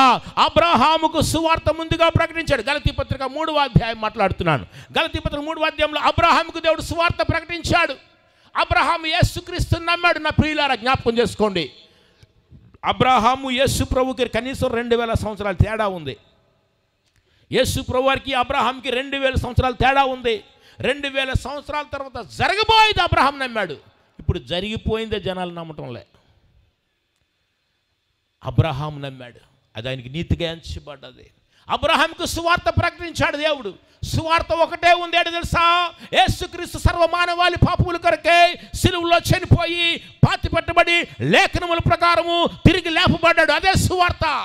ఆ సువార్త అబ్రహాముకు చెప్తే అబ్రహాం సువార్త నమ్మాడు. అందుకే బైబిల్ చెప్తుంది కదా, రోమపత్రిక 4:21 వచనంలో అబ్రహాము నమ్మెను కనుక దేవుడు మహిమపరచి ఆయన వాగ్దానం చేసిన దానిని నెరవేర్చుటకు సమర్థుడని రూఢిగా విశ్వసించి విశ్వాసము వలన బలము నొందెను. అందుచేత అది అతనికి నీతిగా ఎంచబడెను. అది అతనికి ఎంచబడెను మాత్రమే కాక మన ప్రభువైన యేసును మృతుల్లో నుండి లేపిన వాని యందు విశ్వాసం ఉంచిన మనకును ఎంచబడునని మన నిమిత్తము కూడా రాయబడెను. అనగా అబ్రహాము యేసుక్రీస్తునందు విశ్వసించాడు కనుక నీతిమంతుడిగా మార్చబడ్డాడు. అదే రీతిగా కేవలం ఆయన మాత్రమే కాదండి, ఓయ్ నువ్వు నేను ఈ లోకంలో ఉన్న ఏ వ్యక్తి అయినా యేసు ప్రభువుని నమ్మినట్లయితే వాళ్ళు కూడా నీతిమంతులుగా తీర్చబడతారు. హల్లెలూయా. రోమపత్రిక 3:24 వచనం అంటాడు కదా, రోమపత్రిక 3:24 వచనంలో, కాబట్టి నమ్మువారు ఆయన కృప చేతనే క్రీస్తు యేసునందు విమోచనము ద్వారా ఉచితముగా నీతిమంతులని తీర్చబడుతున్నారు. ఎంతమంది అయితే యేసుక్రీస్తునందు విశ్వసించారో, ఎంతమంది యేసు రక్తమందు విశ్వసించారో వారందరూ ఉచితముగా నీతిమంతులని తీర్చబడుతున్నారు. నీతిమంతుల తల మీదకు ఆశీర్వాదం వస్తుందండి. హల్లెలూయా కదా. అబ్రహాం యేసుక్రీస్తుని నమ్మాడు. అబ్రహాం యేసు ప్రభుని చూశాడు. దావీదు కూడా చూశాడు అబ్రహాం కదా. వీళ్ళంతా యేసు ప్రభుని నమ్మారు. అందుకే మనిషికి అబ్రహాము ఆ రోజు వ్యక్తి అండి, కానీ విశ్వాసం నేటిది. అబ్రహాం చనిపోయిన అబ్రహాం విశ్వాసం మాట్లాడుతుంది. మనం చనిపోయిన మన విశ్వాసం మాట్లాడుతుంది. విశ్వాసానికి చావు లేదు. హల్లెలూయా. విశ్వాసానికి చావు లేదు. అమ్మ నా ప్రియులారా, యేసు ప్రభువును మనం నమ్మినట్లేదు కదా, ఉచితంగా నీతిమంతులను తీర్చిపెడతాం. అబ్రహాంతో దేవుడు నిబంధన కట్టాడు. అయితే అబ్రహాంతో ఎప్పుడైతే నిబంధన కట్టాడో, ఎవరితో దేవుడు నిబంధన కడతాడో వారికి కావలసినవన్నీ ఇస్తాడు. దేవుడు చూశాడు అబ్రహాంకి సంతానం లేదంటే 100 సంవత్సరాలప్పుడు సంతానం ఇచ్చాడు. అబ్రహాము బావులు తవ్వితే మిగతా వాళ్ళు బావులు తవ్వితే రాళ్ళు వస్తాయి, అబ్రహాం తవ్వితే నీళ్ళు వచ్చేవి. ఎందుకో తెలుసా? అబ్రహాంతో నిబంధన కట్టాడు. అబ్రహాం యుద్ధానికి వెళ్తే దేవుడు అబ్రహాంతో యుద్ధంకి వెళ్ళాడు. నా ప్రియులారా, దేవుడు నీతో కూడా నిబంధన కట్టినప్పుడు కదా, నువ్వు ఏం చేసినా ఆ పనిని దేవుడు సఫలం చేస్తాడు. నువ్వు యుద్ధానికి వెళ్తే దేవుడు నీ పక్షాన్ని యుద్ధానికి వస్తాడు. నువ్వు ఏ పని చేస్తే ఆ పనితో ఉంటాడు. ఒకసారి హర్యానా ప్రాంతానికి నేను వెళ్ళానండి. అక్కడ 30 ఎకరాల స్థలం ఎండిపోతుంది, అంతా ఉప్పు నీళ్ళు అయిపోయినాయి. వాళ్ళు అడిగారు నన్ను, అయ్యా మా నీళ్ళు ఉప్పు నీళ్ళు అయిపోయాయ్యా, ఇక్కడ 2 బావులు ఉన్నాయి, మీరు ఏదైనా కొంచెం సహాయం చేస్తారా, ప్రార్థన చేస్తారా అన్నాడు. చేస్తానండి, ఓ పని చేయండి, ఉప్పు తీసుకురండి అన్నాను. ఉప్పు తీసుకురండి అన్నాడు. ఉప్ప ఆల్రెడీ ఉప్పు నీళ్ళు ఉప్పు తీసుకురమ్మంటాడు ఈ మనిషి. విశ్వాసం కొన్నిసార్లు పిచ్చిలా ఉంటుంది కదా, విశ్వాసం పిచ్చిలా ఉంటుంది. అందుకే బైబిల్ చెప్తుంది కదా, కొరింథీ పత్రిక 1:18 ఏమంటుంది కదా, సిలువను గూర్చిన వార్త నశించుచున్న వారికి వెర్రితనం, కానీ నశించుచున్న వారికి వెర్రితనము, కానీ రక్షించబడుచున్న మనకు దేవుని శక్తి. ఎదుటివాడికి పిచ్చిలా ఉంటుంది, మనకైతే అది పవర్. హల్లెలూయా. మనకైతే శక్తి కదా. అన్నాను, ఓ పని చేయండి, గ్లాస్ నీళ్ళు తీసుకురండి, ఉప్పు తీసుకురండి అన్నాను. ఇదేంటండి ఉప్పు తీసుకురమ్మంటాడు? గ్లాస్ నీళ్ళని ప్రార్థించి ఆ ఉప్పు గ్లాసులు వేసానండి. వేసి ఆ బావిలో వేసాను. యేసు నామములో ఈ నీళ్ళు మధురముగా మారునుగాక అని ఆ బావిలో వేశాను. ఇంకొక బావి కూడా ఉంది అక్కడ, ట్యూబ్వెల్ బావి. మరి అక్కడ కూడా సేమ్ గ్లాసులో ఉప్పు వేసి ప్రార్థించి యేసు నామములో నీళ్లు మధురముగా మారునుగాక అని ఆ నీళ్ళు వేసి వచ్చేసాను. 2-3 నెలల తర్వాత ఫోన్ వచ్చింది, అయ్యగారు చాలా వందనాలండి అన్న. ఏమైందంటే మా నీళ్ళు ఉప్పు నీళ్ళు తీయగా మారిపోయానండి. హల్లెలూయా. మధురంగా మారిపోయి. ఎస్. ఇంకో విషయం చెప్పనా, ఢిల్లీలో మ్యాక్సిమం నీళ్ళు ఉప్పు నీళ్ళు కిందని, అది మనం తాగలేం, బాత్రూమ్కి మాత్రం వాడతారు ఢిల్లీలో. ఒకరోజు చర్చిలో నేను మాట్లాడుతూ సరదాగా మాట్లాడుతూ, ఢిల్లీ మొత్తం నీళ్ళు ఉప్పున్నా కానీ రా, మన ఇంటి నీళ్ళు మాత్రం తీగుంటాయి రా. యేసు నామములో మన ఇల్లు నీళ్ళు, మన ఇంటి నీళ్ళు మధురమైపోవాలి రా. అంతే. ఒకరోజు మా మోటార్ పోయిందండి. గవర్నమెంట్ నీళ్ళు వస్తాయి కదా, మోటార్ ఉంటుంది మాకు. మోటార్ పోయింది. ఏం చేద్దాం అబ్బా, ఏం చేద్దాం అంటే మన దగ్గర సమ్మర్సిబుల్ ఉంది కదా మన దగ్గర. అంటే నార్మల్ సమ్మర్సిబుల్కి ఇది ఓన్లీ టాయిలెట్గా వాడతారు నీళ్ళు. అది ఆన్ చేద్దాం, గ్రౌండ్ వాటర్ కదా, గ్రౌండ్ వాటర్ ఆన్ చేసిన తర్వాత బకెట్లో పెట్టారు. బకెట్లో పెట్టి మొహం కడుక్కొని నోట్లు వేసాం నీళ్ళు. చాలా బాగున్నాయి. అరే వా, దీంతో పప్పు వండి చూద్దాం. పప్పు వండారు. పప్పు భలే ఉందబ్బా, స్నానం చేసుకున్నా చక్కగా, చాలా బాగున్నాయి నీళ్ళు. అప్పుడు నాకు అర్థమైంది, ఓహో మోటార్ ఖరాబ్ అవ్వకపోతే మా నీళ్ళు మధురంగా మారని మాకెలా తెలుస్తుందండి. ఒకటి ఖరాబ్ అయితే ఇంకోటి బాగుపడుతుంది. హల్లెలూయా కదా. మీకు తెలిసిన ఢిల్లీలో నీటి సమస్య ఎక్కువ, కానీ సంతోషం ఏంటి తెలుసా, ఢిల్లీ మొత్తం నీళ్లు ఉప్పుగా ఉన్నా కానీ మన ఇంటి నీళ్లు చాలా మధురంగా ఉంటాయి. హల్లెలూయా. మీరు ఎప్పుడైనా చూడండి, మీరు వస్తారా ఢిల్లీ వచ్చి చూడండి, మన నీళ్ళు హ్యాపీగా ఉంటుంది మనకి. అందుకే మా పక్క వాళ్ళకి నీళ్ళు అయిపోతే మొన్న వాళ్ళు ఒక 50 మంది 60 మంది ఉంటారు. మా పక్కనే ఏంటి, మా పొరుగులు అంటే సూట్ల కంపెనీ. మేము ఉండేది కంపెనీలో ఉంటాం, ఫ్యాక్టరీ ఏరియాలో. మీకు చెప్పానే లేదు. నేను ఒకసారి ప్రార్థించాను, ప్రభువా 350 నుండి 500 మంది కూర్చున్న స్థలం కావాలయ్యా అని ప్రార్థించాను. అయ్యా నాకు చిన్న స్థలం ఇవ్వండి అయ్యా అంటే, ఒకరోజు ఇలా వీధిలో వెళ్తున్నానండి, దుర్వాసన వస్తూ ఉంది, చెడ్డ వాసన. ఏంటబ్బా వాసన వస్తుందని లోపలికి వెళ్తే బియర్ ఫ్యాక్టరీ అండి, బియర్ తయారు చేస్తున్నారు. బాటిల్స్, మెషిన్స్ అన్నీ ఉన్నాయి. హాల్ ఏమో కొంచెం పెద్దగా ఉంది. ఇలా చూశాను ఫ్యాక్టరీని. ప్రభువా ఈ ఫ్యాక్టరీ చర్చికైతే భలే ఉంటుంది ప్రభువా అనుకున్నా. అంతే, ప్రభు వినేశాడు. ఆ మాట విన్న తర్వాత ఈయన బియర్ తయారు చేసి బీహార్ పంపించేవాడు. బీహార్లో నితీష్ కుమార్ గారు, చీఫ్ మినిస్టర్ నితీష్ కుమార్ గారు ఏమైందంటే ఆల్కహాల్ బ్యాన్ చేసేసారు. ఆల్కహాల్ ఎప్పుడైతే బ్యాన్ చేసేసారో ఈడి బ్యాండ్ పగిలిపోయింది, ఈడి బంద్ అయిపోయాడు. నేను ఇలాగ వస్తున్నాను, అక్కడ ఒక అంకుల్ ఉన్నారు. ఏ రవి అన్న, ఏంటి అంకుల్ ఏమైందని. జాట్లు అన్నమాట, హర్యానా జాట్లు వాళ్ళంతా. ఏంటైందని. ఏంటి అంకుల్ అంటే, రవి వీడు ఖాళీ చేసేస్తున్నాడు, రేపు నువ్వు తీసుకోవచ్చు కదా రెంట్ కన్నా. తీసుకుంటాడు అంకుల్ అని ఎంత మాట్లాడు. మొత్తానికి 24,000 రెంట్ అన్నాడు. ఓకే తీసుకున్నాం, అయిపోయింది. ఆ తర్వాత మళ్ళీ కొద్ది రోజుల తర్వాత వచ్చాడు, సార్ ఖాళీ చేయాలి సార్ అన్నాడు. ఓకే రెంట్ పెంచుతా, ఇంకొక 4,000, 28,000 నెలకి. ఓకే రెంట్ ఇచ్చేస్తా. సంతోషం ఏంటంటే ఇంకొకసారి వచ్చాడు, సార్ ఖాళీ చేయాలి సార్ అన్నాడు. నమ్ము ఇటు ఖాళీ చేయాలంటున్నాడు ఏంట్రా బాబుని అడిగాను. అమ్ముతావా అన్నాడు. అమ్ముతానండి అన్నాడు. సంతోషం ఏంటో తెలిసిన ప్రియులారా, ఎంత అన్నా 2.5 కోట్లు అన్నాడు. 2 కోట్లు వేసుకుని కోట్లు తప్ప కోట్లు లేవురా మా దగ్గర. మా 2.5 కోట్ల అమ్మ ఎక్కడున్నారా బాబు అంత డబ్బులు. ఆల్రెడీ అప్పటికే 2 స్థలాలు వేరే చోట్ల మనం కొనేస్తాం, మనకున్నవంతా అక్కడ పెట్టేస్తాం. ఏం లేదు. సంతోషం అంటే వాడే ఒకరోజు వచ్చి అంటాడు, కొంటావా అన్నాడు. కొంటాను చెప్పు అంటాడు. 1.5 కోటి. 1.5 కోటి ఎవడేస్తాడు చెప్పు అని. మళ్ళీ ఇంకొకసారి వచ్చాడండి, వచ్చి కొంటావా అని. చెప్పి ఎంత అని. 1 కోటి రూపాయలు రా ఇస్తాను. అద్భుతం ఏంటంటే ఈరోజు అదే బీర్ ఫ్యాక్టరీలో ఆరాధన, అది మన సొంత స్థలం అయిపోయింది. హల్లెలూయా. ఎంత గొప్ప దేవుడు కదా. కొనడం గొప్ప సంగతి కాదు కానీ వాడు అమ్మడం గొప్ప సంగతి. వాడు అమ్మడు. ప్రార్థన చేసిన తర్వాత ప్రభు ఇది ఎలాగైనా మనకు కావాలి ప్రభా అని, ఇది ఎలాగైనా మనకు కావాలి ప్రభా అంటే అద్భుతంగా దేవుడు అది మనకు అనుగ్రహించాడు. అవును, మనం అడిగిన దానికంటే ఊహించిన దానికంటే అద్భుతం చేస్తాడు దేవుడు. హల్లెలూయా. అద్భుతమైన తెలుసా కదా, అబ్రహాముని దేవుడు దీవించాడు. మన నీళ్ళు ఉప్పు నీళ్ళు ఉంటే అవి ఎంత మధురంగా మారిపోయినాయి నీళ్ళు. నా ప్రియులారా జ్ఞాపకం చేసుకోండి, అబ్రహాంతో దేవుడు నిబంధన కట్టాడు. అబ్రహాం ఎక్కడికి వెళ్తే దేవుడు అక్కడికి వెళ్ళేవాడు కదా. ఎందుకంటే నిబంధన వ్యక్తి కొరత ఉండకూడదు. సైన్స్ టెక్నాలజీ చేయలేనిది దేవుడు చేస్తాడు. 100 సంవత్సరాల వ్యక్తికి పిల్లలు పుడతారండి. ఒకవేళ ఇప్పుడు 90 సంవత్సరాల అమ్మ డాక్టర్ చెకప్కి వెళ్ళింది అనుకోండి, ఏమైందంటే నాకు ఇప్పుడు 6వ నెల అన్నది అనుకోండి. ఇప్పుడు నాకు 6వ నెల ఏంటంటే డాక్టర్ గారు 6వ నెల కదా. జీ న్యూస్, ఆజ్ తక్, ఎన్డీటీవీ, సిబిఎన్ న్యూస్, మొత్తం న్యూస్ అంతా సన్సని పగిలిపోద్ది. మొత్తం న్యూసే న్యూస్. 90 సంవత్సరాల ఆవిడికి 6వ నెలంట, 9వ నెలంట కదా. ఊరంతా నవ్వడం మొదలెట్టింది. దానికి ఆయన పేరు ఇస్సాక్ అని పెట్టి, ఇస్సాక్ అంటే స్మైల్. హల్లెలూయా. దుఃఖమైన జీవితంలో చిరునవ్వును తీసుకొచ్చే దేవుడు మన దేవుడు ఆయన. సంతోషం ప్రియులారా. ప్రభు అనుకున్నాడు అబ్రహాముని దీవించిన తర్వాత, అరే ఒక వ్యక్తితో నిబంధన కడతా సరిలే, ఒక జాతితో నిబంధన కడతానని చెప్పి దేవుడు ఒక జాతితో నిబంధన కట్టాడు. ఇశ్రాయేలు ప్రజలతో నిబంధన కట్టాడు. నిర్గమకాండం కదా, నిర్గమకాండం ఒక మాట చూస్తారు ఎవరైనా. ఒక జాతితో దేవుడు నిర్గమకాండం 24వ అధ్యాయం 8వ వచనంలో, నిర్గమకాండం 24వ అధ్యాయం 8వ వచనం, అప్పుడు మోషే రక్తమును తీసుకొని ప్రజల మీద ప్రోక్షించి, ఇదిగో ఈ సంగతులన్నిటి విషయమై యెహోవా మీతో చేసిన నిబంధన రక్తము ఇదే అని చెప్పాను. ఇదే అని చెప్పారు. సంతోషం ప్రియులారా. ఒక వ్యక్తితో నిబంధన కట్టాడు, ఆ వ్యక్తిని దీవించాడు. ఒక వ్యక్తి సరిపోలేదని చెప్పి ఒక జాతితో దేవుడు నిబంధన కట్టాడు. అయితే ఆ జాతి బానిసత్వంలో ఉండేది. దేవుడు ఎవరితో నిబంధన కడతాడో ఆ వ్యక్తులను దేవుడు విడిపిస్తాడు. బానిసత్వంలో ఉండడానికి వీలు లేదు.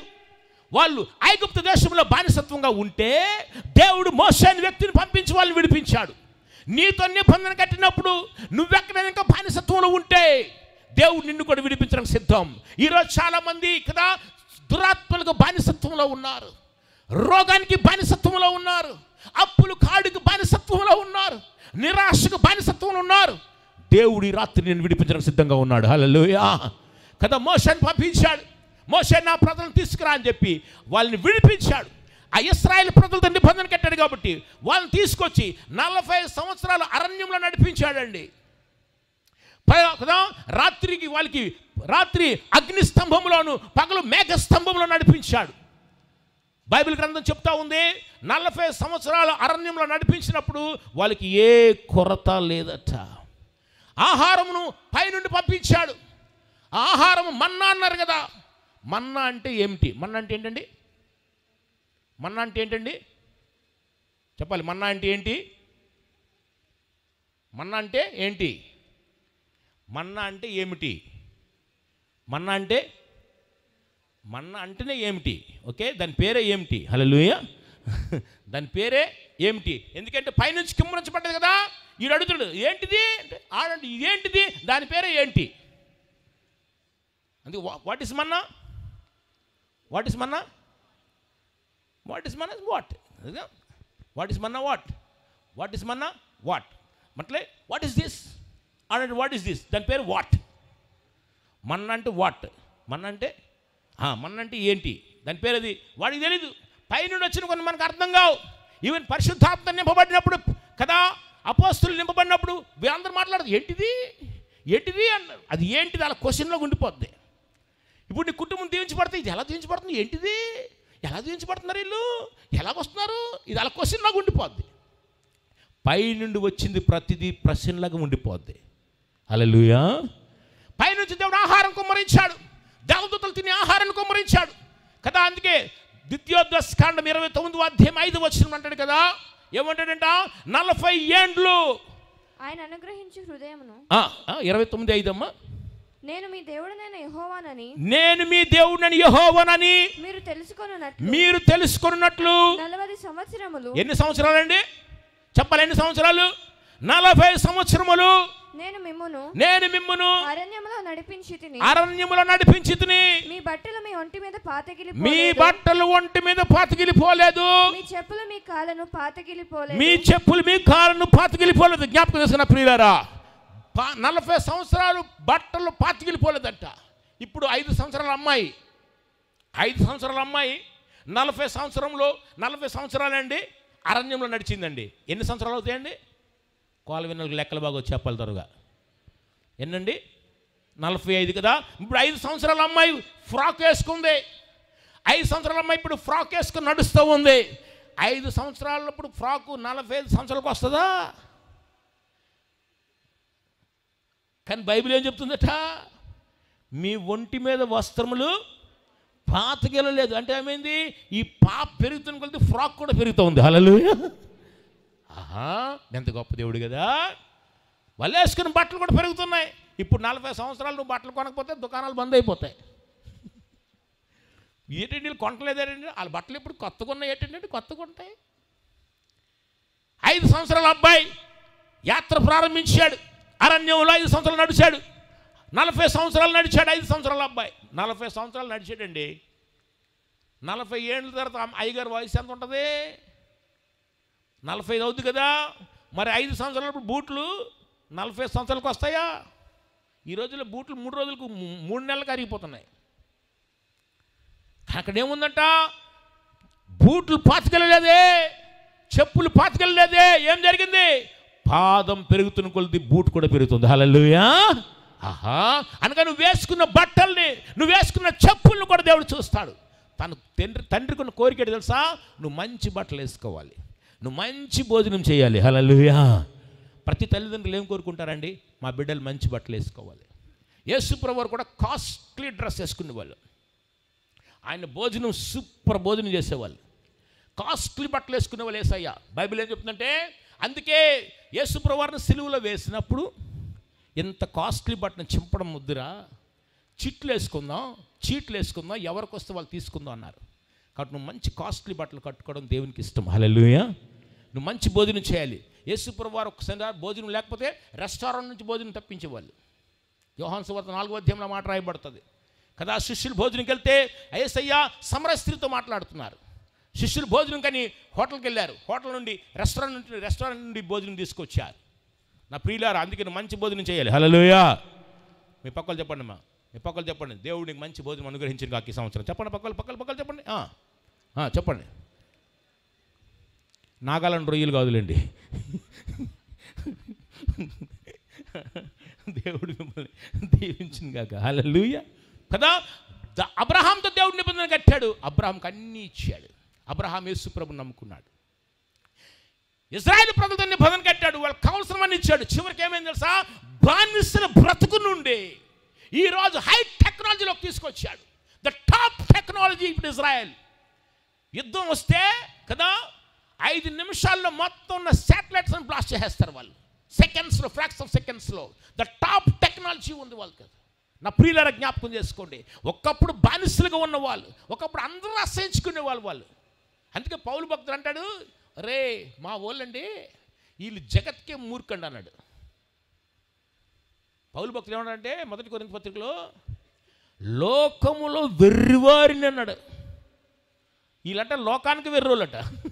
లోకములు వెర్రివారు కాదు, లోకానికే వెర్రివాళ్ళు వీళ్ళు. అటువంటి వారిని అన్నాడు, జగత్కే మూర్ఖ అన్నాడు. జగత్కు మూర్ఖ ప్రభుని చున్ లియా తకి బుద్ధిమాన్ కా లజ్జిత్ కర్లే కదా. లోకములో వెర్రివారిని దేవుడు అనుకున్నాడట. వాళ్ళు వెర్రి లాంటి వాళ్ళు. మీకు తెలుసా, ఇశ్రాయేలు ప్రజలు వస్తే వీళ్ళు స్నానాలు చేయరు, వీళ్ళు దూరం పెట్టండి. వాళ్ళు సరిగ్గా స్నానాలు చేసేవాళ్ళు కాదు, వంటలు చేసేవాళ్ళు కాదు, ఎవడు రానిచ్చేవాడు కాదు. అటువంటి జాతిని దేవుడు వాళ్ళతో నిబంధన కట్టి ఇది టాప్ టెక్నాలజీలో పెట్టాడు. హల్లెలూయా. ఇంకా విషయం తెలుసా, ఈరోజు బ్యూటీ పార్లర్ సామాన్లు, ఈరోజు beauty parlour, costly beauty parlour సామాన్లు ఇజ్రాయెల్లో తయారవుతాయి. కాస్ట్లీ చిప్లు, ఇప్పుడు ఇవి మన సెల్ ఫోన్ చిప్స్ కానీ ప్రతిదీ. ఒకసారి మన ఇండియాకి మొన్న రీసెంట్గా మనం 50 సంవత్సరం స్వాతంత్రం చేసుకున్నప్పుడు, 75 అనుకోండి, స్వాతంత్రం చేసుకున్నప్పుడు వాళ్ళు చిన్న వైర్ మనకు జస్ట్ అట్లా ఇచ్చేసారు, గిఫ్ట్ తీసుకోండి గిఫ్ట్ అన్నారు. అది వాళ్ళకి పనికిరాదు, అది వాళ్ళకి పనికిరాని వైర్. అది మన ఇండియాకి జస్ట్ గిఫ్ట్ ఇచ్చారు చిన్నది. అంటే చాలా ఉన్నాయి కానీ ఒక చిన్న మాట చెప్తున్నాను. ఒక చిన్న గిఫ్ట్ ఇచ్చారు, ఈ వైర్ మీరు తీసుకోండి అన్నారు. ఆ వైర్ని మనం పాకిస్తాన్ బోర్డర్లో పెట్టారు. 3 కిలోమీటర్ రేడియన్స్లో ఎవరు తిరిగినా ఆ వైర్ చెప్పేస్తుంది. వాళ్ళ దగ్గర ఇంకెంత టెక్నాలజీ ఉందో. పనికిరానటువంటి వాళ్ళని, అసహించుకున్నటువంటి వాళ్ళతో దేవుడు నిబంధన కట్టి ఈరోజు అద్భుతమైన ఆశీర్వాదకరంగా నిలబెట్టాడు. ఇప్పుడు వాళ్ళని నిలబెట్టిన దేవుడు ఈరోజు నిన్ను నిలబెట్టడానికి సిద్ధంగా ఉన్నాడు. హల్లెలూయా. అయితే ప్రభు అనుకున్నాడు, ఒక వ్యక్తితో నిబంధన కట్టాను చాలే, ఒక జాతితో నిబంధన కట్టాను చాలదు, ఇప్పుడు అనేకులతో నిబంధన కడతానని చెప్పి దేవుడే మనిషిగా దిగివచ్చి కదా తన రక్తంతో అనేకులతో నిబంధన కట్టాడు. అందుకే మత్తయి సువార్త 26వ అధ్యాయము 26వ వచనము అండ్ 27, 28 వచనాల్లో ఏమంటాడంటే ప్రభు చెప్తాడు అనమాట. మత్తయి సువార్త 26వ అధ్యాయం. ఈ 2 మాటలు మాట్లాడి ముగిద్దాం త్వరగా. మరియు ఆయన గిన్నె పట్టుకొని కృతజ్ఞతాస్తుతులు చెల్లించి వారికి ఇచ్చి దీనిలోనిది మీరందరూ త్రాగుడి, ఇది నా రక్తము అనగా పాప క్షమాపణ నిమిత్తము అనేకుల కొరకు చిందింపబడి. ఎవరి కొరకండి చెప్పాలి, ఎవరి కొరకంట? అనేకుల కొరకు చిందించబడుచున్న నా నిబంధన రక్తము అన్నాడు. హల్లెలూయా. చెప్పండి హల్లెలూయా. అవును, అనేకులకు చెందిన నిబంధన రక్తము. ఎంతమంది అయితే రక్తమందు విశ్వసిస్తారో వారందరూ నిబంధన జనులు. నీవు నేను నిబంధన ప్రజలము, నిబంధన జనులు మనమంతా. అందుకే మనకు ఏది అవసరమైన దేవుడు ఇచ్చే దేవుడు ఆయన. అవసరమైతే ఆకాశం నుండి మన్నాను కుమ్మరిస్తాడు కదా. ఆ రోజు ఇశ్రాయేలు ప్రజల్ని పగలు మేఘస్తంభములో, రాత్రి కదా అగ్నిస్తంభములు నడిపించిన దేవుడు. ఎవరిని నిబంధన కడతాడో దేవుడు వారిని నడిపిస్తాడు, దేవుడు వారిని పోషిస్తాడు, వారికి కావాల్సినవన్నీ అనుగ్రహిస్తాడు. హల్లెలూయా, గట్టిగా హల్లెలూయా. నేను హర్యానాలో స్లమ్ ఏరియాలో ఉంటా. అదే రేకులిల్లు ఒక ఆయన ఇచ్చాడండి. 5.5 సంవత్సరాలు ఉన్నాను రేకులిల్లు. ఆ రేకులింట్లో చలికాలం అండి, మంచులా పడుతుంది. అంటే మంచు కాదు కానీ పొగ మంచులా ఉంటుంది. అది ఆ రేకులింట్లో ఏమవుతుందంటే ఆ మంచంతా ఆ రేకులకు పట్టేసి నీటి చుక్కలు ఇంటిలో రాలిపోతుంటాయి, టక్ టక్ కారిపోతుంటాయి. ఉదయం లేచేసరికి రూమ్ అంతా, గది అంతా తడిచిపోద్ది, ఆ నీటి చుక్కలు పడిపోతుంటాయి. దేవుడు ఎంత కృప కలిగిన వాడంటే, నేను ఫోల్డింగ్ మంచం ఉండేది ఒకటి, చిన్న మంచం. నేను ఆ మంచం మీద అలా పడుకుండేవాడిని ఆ రూమ్లో, చిన్న గదిలో. ఉదయంలో చూస్తే అండి రూమ్ అంతా మంచుకి పడిపోయి రూమ్ అంతా తడిచిపోయేది. కానీ నేను ఎక్కడ పడుకునేవాడినో అక్కడ ఒక్క బిందువు కూడా, ఒక్క చుక్క కూడా పడేది కాదండి. హల్లెలూయా. వారం చూశాను, ఏంట్రా ఇది, ఇల్లంతా తడుస్తుంది కానీ మనం పడుకుండగా తట్టలేదేంటి అని ఓ పని చేద్దాం, ఈ మంచాన్ని ఇట్టేద్దాం అని ఈ మంచం ఇటు వేస్తానండి. ఇంకా తెలిసేమైందో, ఇక్కడంతా తడిచిపోయేది, నా మంచం మీద ఒక్క చుక్క కూడా పడేది కాదు. అప్పుడు అనుకుని, ప్రభువా గిద్యోను టైంలో నువ్వు నిజంగే కదా గొర్రెబొచ్చుతో ఏమన్నాడంట దేవుడు, గిద్యోను నిన్ను నేను ఎన్నుకున్నానంటే. ఎట్లా ఎన్నుకున్నా, రుజువేటి అంటే చెప్పు, అడుగు, ఏం కావాలంటే. ఇదిగో నేను గొర్రెబొచ్చు బయట పెడుతున్నాను, ఎక్కడా మంచు పడకూడదు, కానీ నా గొర్రెబొచ్చు మీద మంచు పడాలంటే. ఎక్కడా మంచు లేదు కానీ గొర్రెబొచ్చు మీద మంచు పడ్డది. మరుసటి తండ్రి కదా, కేవలం నా గొర్రెబొచ్చు మీద పడకూడదు కానీ అన్ని చోట్ల పడాలంటే కదా, అన్ని చోట్ల మంచు పడ్డది, గొర్రెబొచ్చు మీద పడలే. అప్పుడు అనిపించింది నిజంగా ఆ రోజు అద్భుతం చేసిన దేవుడు ఈ రోజు కూడా చేస్తున్నాడు. హల్లెలూయా. దేవుడు నిన్న నేడు ఏకరీతిగా ఉండే దేవుడు. ఆ రోజు అద్భుతాలు చేసి ఈ రోజు కూడా అద్భుతాలు చేస్తున్నాడు. నా ప్రియులారా, నువ్వు నేను నమ్మాలి. సైన్య అబ్రహాంతో దేవుడు నిబంధన కట్టాడు. అబ్రహాం కావాల్సినవన్నీ అనుగ్రహించాడు. ఇశ్రాయేలు ప్రజల నిబంధన కట్టాడు, వాళ్ళకి అన్నీ అనుగ్రహించాడు. ఇప్పుడు నీతో నాతో యేసే తన రక్తం ద్వారా నిబంధన కట్టాడు కనుక నీకు నాకు కావాల్సినవన్నీ అనుగ్రహిస్తాడు. కాబట్టి నువ్వు అనుకో, నమ్మాలి, ప్రభువా నేను నిబంధన వ్యక్తిని, మా సంఘం నిబంధన సంఘము, మా ప్రజలు నిబంధన ప్రజలు అని నువ్వు నమ్మినట్లయితే దేవుడు నీ జీవితంలో గొప్ప అద్భుతం చేస్తాడు. అందుకే ప్రభు అంటాడు కదా, నిన్నెన్నడు విడువని ఎడబాయను, నీకోసం మరలా వస్తున్నాను అన్నాడు. హల్లెలూయా. నిబంధన ప్రజల కోసం యేసయ్య రాబోతున్నాడు త్వరగా. ఒక ఆయన దూరదేశంలో ఉద్యోగం చేసేవాడట. పాపం అబ్బాయి స్కూల్కి వెళ్తూ అమ్మని అడిగాడు ఒకరోజు, మమ్మీ డాడీ ఎప్పుడు వస్తాడు మమ్మీ. అబ్బాయి వాళ్ళ డాడీ ఏమో దూరదేశంలో ఉద్యోగం చేసేవాడు. మమ్మీని అడుగుతున్నాడు, మమ్మీ డాడీ ఎప్పుడు వస్తాడు మమ్మీ అంటే, వాళ్ళ డాడీ చెప్తే అర్థం కాదు అబ్బాయి, చిన్నోడు, నాన్న ఈ చెట్లు ఆకులు ఎప్పుడైతే రాలిపోతాయో అప్పుడు మీ డాడీ వచ్చేస్తాడు రా అంటే, వేసవి సెలవులకి మీ డాడీ వస్తాడని చెప్పాడు అన్నమాట. ఇక ఈ అబ్బాయి ప్రతిరోజు చూస్తున్నాడు చెట్టు వైపు, ఎప్పుడు ఆకులు రాలిపోతాయి, ఎప్పుడు ఆకులు రాలుతాయని ఆ చెట్టు వైపు చూస్తున్నాడు. ఎందుకంటే వాళ్ళ అమ్మ ఒక సూచన చెప్పింది, చెట్లు ఆకులు రాలిపోయినప్పుడు మీ నాన్న వస్తాడు. ఇక రోజు చెట్టును చూస్తున్నాడు, చెట్ల వైపు చూస్తున్నాడు. అయితే ఒక రోజు వచ్చింది, ఆకులు రాలిపోయే సమయం వచ్చింది, ఆకులు రాలిపోతున్నాయి. ఆ అబ్బాయి గుండెలో సంతోషం, మా డాడీ వచ్చేబోతున్నాడు, మా డాడీ వచ్చేస్తున్నాడని. నా ప్రియులారా, యేసు ప్రభువారు కూడా అంతే. ప్రభుని అడిగారు శిష్యులు, ప్రభువా ఎప్పుడు వస్తావంటే ఆయన కూడా కొన్ని సూచనలు చూపించాడు.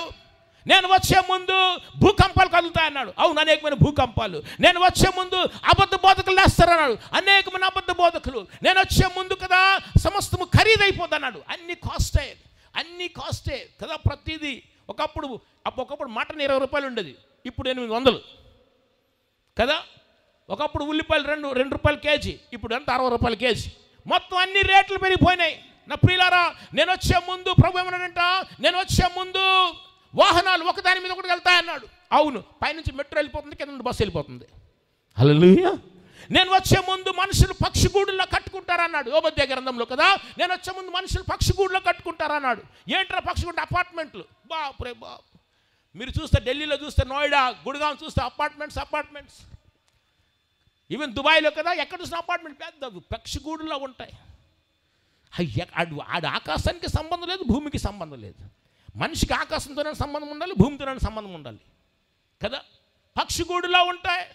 నేను వచ్చే ముందు ఒకరికొకరు ఏలేసుకొని పిలుచుకుంటారు, విజిలింగ్ వేస్తారట. విజిలింగ్ ఎట్లా విజిలింగ్ అంటే సెల్ ఫోన్లు వచ్చేసాయి కదా.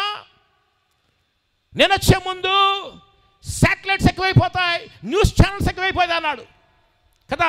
సబోపదేశం అంటారు. ప్రసంగి 10వ అధ్యాయం ఆఖరి వచ్చిన ఏమంటాడండి, చదవండి ఒక మాట. న్యూస్ ఛానల్స్ ఎక్కువైపోతాయి. మా చిన్నప్పుడు DD1 DD2 ఉండేవి. శాంతి స్వరూప్ గారు ఒక ఆయన వచ్చి వార్తలు చదివాడండి. DD1 DD2. ఇప్పుడు అలా కాదు బాబు, ఎన్ని ఛానల్సో తెలియదు, విపరీతమైన ఛానల్స్ పెరిగిపోయినాయి. అందుకే ఛానల్స్ పెరిగిపోయి ఈ మధ్యన ఫేస్బుక్లు, ట్విట్టర్లు ఇవన్నీ వచ్చాడు. దాని అర్థం ఏంటో తెలుసా? నీ నా డాడీ రాబోతున్నాడని, నాకున్న తండ్రి యేసయ్య త్వరగా రాబోతున్నాడని. హల్లెలూయా. బైబిల్ గ్రంథం చెప్తుంది కదా, చదవన్నమాట.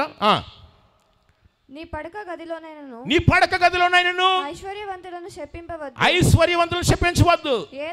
ఏలయనగా ఆకాశ పక్షులు సమాచారము కొని, ఆకాశ పక్షులుగా శాటిలైట్స్ కదా, శాటిలైట్స్ పక్షులు సమాచారం కొనిపోతాయి. రెక్కల గలది సంగతి తెలుపును. అవును, శాటిలైట్ కలిగి ఉంటుంది 2 రెక్కలుగా. ఆ రెక్కల గలది సమాచారం తెలుపును. చదవమ్మా, అయిపోయిందా? హల్లెలూయా. గడిచి హల్లెలూయా. పడుకున్నారు. హల్లెలూయా.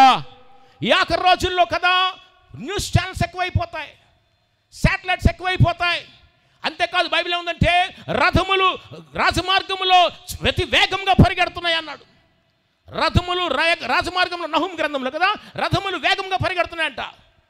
ఎవరన్నా ఈ మధ్య చూడండి, కుర్రాళ్ళు చాలా స్పీడ్గా వెళ్తారండి. ఎవడన్నా స్పీడ్గా వెళ్తున్నాడని అర్థం సార్, యేసయ్య వచ్చేస్తున్నాడని అర్థం. హల్లెలూయా. ఎవడన్నా స్పీడ్గా వెళ్తూ ఉంటే యేసయ్య వచ్చేస్తున్నాడని అర్థం. రేట్లు పెరిగిపోయినాయి, వివాహాలు జరుగుతాయి కదా, చిన్న పిల్లలకు పెళ్ళిళ్ళు అయిపోతున్నాయి. నా ప్రియ ఆఖరి రోజులు కదా, నోవా దినములు ఉన్నట్టు ఉంటాయి, సొదొమ గొమొర్రా దినముల్లో ఉంటాయి ఆఖరి రోజుల్లో. ఎక్కడ చూసినా పాపం, ఎక్కడ చూసినా మోసం. మనం చెప్పాను కదా, మనకేమో 32 పళ్ళు ఉంటాడు, 64 పళ్ళు ఉన్నాయి. ఆడికి 64 టీత్. ఆడి పేరు రాయ్ అన్నాడు, 32 పడిపోయి కింద. రాయ్ నీ పళ్ళు పడిపోయారంటే ఈ అన్నాడు. ఇంకోటి చూపించాడు, 2 సెట్లు చేయించుకున్నాడండి, ఒకటి తినడానికి, ఒకటి బయటికి వెళ్ళడానికి. ఈ మధ్యన కళ్ళద్దాలు కూడా 2 ఉంటాయి వీళ్ళకి, చదువుకోవడం ఒకటి, బయటికి వెళ్ళినప్పుడు ఒకటి కదా. అంతా డూప్లికేటే. కారు ఉంటుందా, ఆ పైన బాడీ మాత్రం ఒరిజినల్, లోపల అన్ని డూప్లికేటే. ఒక ఆయనకి నేను వాచ్ అండి, రోలెక్స్ వాచ్ గిఫ్ట్ ఇచ్చాను ఒక ఆయనకి, ఫారినర్కి. వాడేమనుకున్నాడంటే ఇండియన్ రోలెక్స్ వాచ్ నాకెళ్ళకి ఇచ్చాడు గిఫ్ట్ అని. అది 1,40,000 ఉంటుంది. అది జస్ట్ ఆయన గిఫ్ట్ ఇచ్చాను నేను. ఇస్తే ఆయన అనుకున్నాడు ఇండియన్ 1,40,000 వాచ్ని ఎలా గిఫ్ట్ ఇవ్వగలడు. ఆయన గాబరైపోయాడు. అది ఎక్కడ మేము మంగోల్పూర్లో ఉంటున్నాం, చిన్న ఏరియాలో. వారం రోజులు నమ్మలే, ఇది కాపీ అంటున్నాడు. ఇది కాపీ కాదు, ఒరిజినల్, మా ప్రేమ ఒరిజినల్. హల్లెలూయా. ఇది కాపీ అన్నాడు. కాపీ అవునా. తర్వాత అంటున్నాడు ఇలాంటి కాపీలు చాలా వచ్చాయన్నాడు, కానీ అది ఒరిజినల్. వారం రోజుల తర్వాత అన్నాడు కరెక్టేనండి, ఇది ఒరిజినల్ అండి అన్నాడు. ఎందుకంటే లోపల ముళ్ళు అన్నీ బంగారం ఉంటాయి. మా అబ్బాయి అంటాడు, డాడీ నాకు ఇవ్వాల్సింది కదా డాడీ, ఏదో ఒకటి కొనుక్కుంది కదా అంటాడు. నువ్వు ఆయనకి ఎత్తుకు ఇచ్చావు. ఈరోజంతా డూప్లికేటే. మరి చాలామంది ఈ జుట్టు ఉందా, ఈ బ్లాక్ జుట్టు, ఇదే బ్లాక్ అనుకుంటున్నారు ఏట, గార్నియర్ జిందాబాద్. అంత మోసమే. ఒకరోజు అండి ఈ అంగాకరకాయలు ఉంటాయి, కాకరకాయలు ఢిల్లీలో భలే గ్రీన్గా ఉన్నాయని తీసుకొచ్చాను. వచ్చి రాత్రి వండుకొని తినేసాను.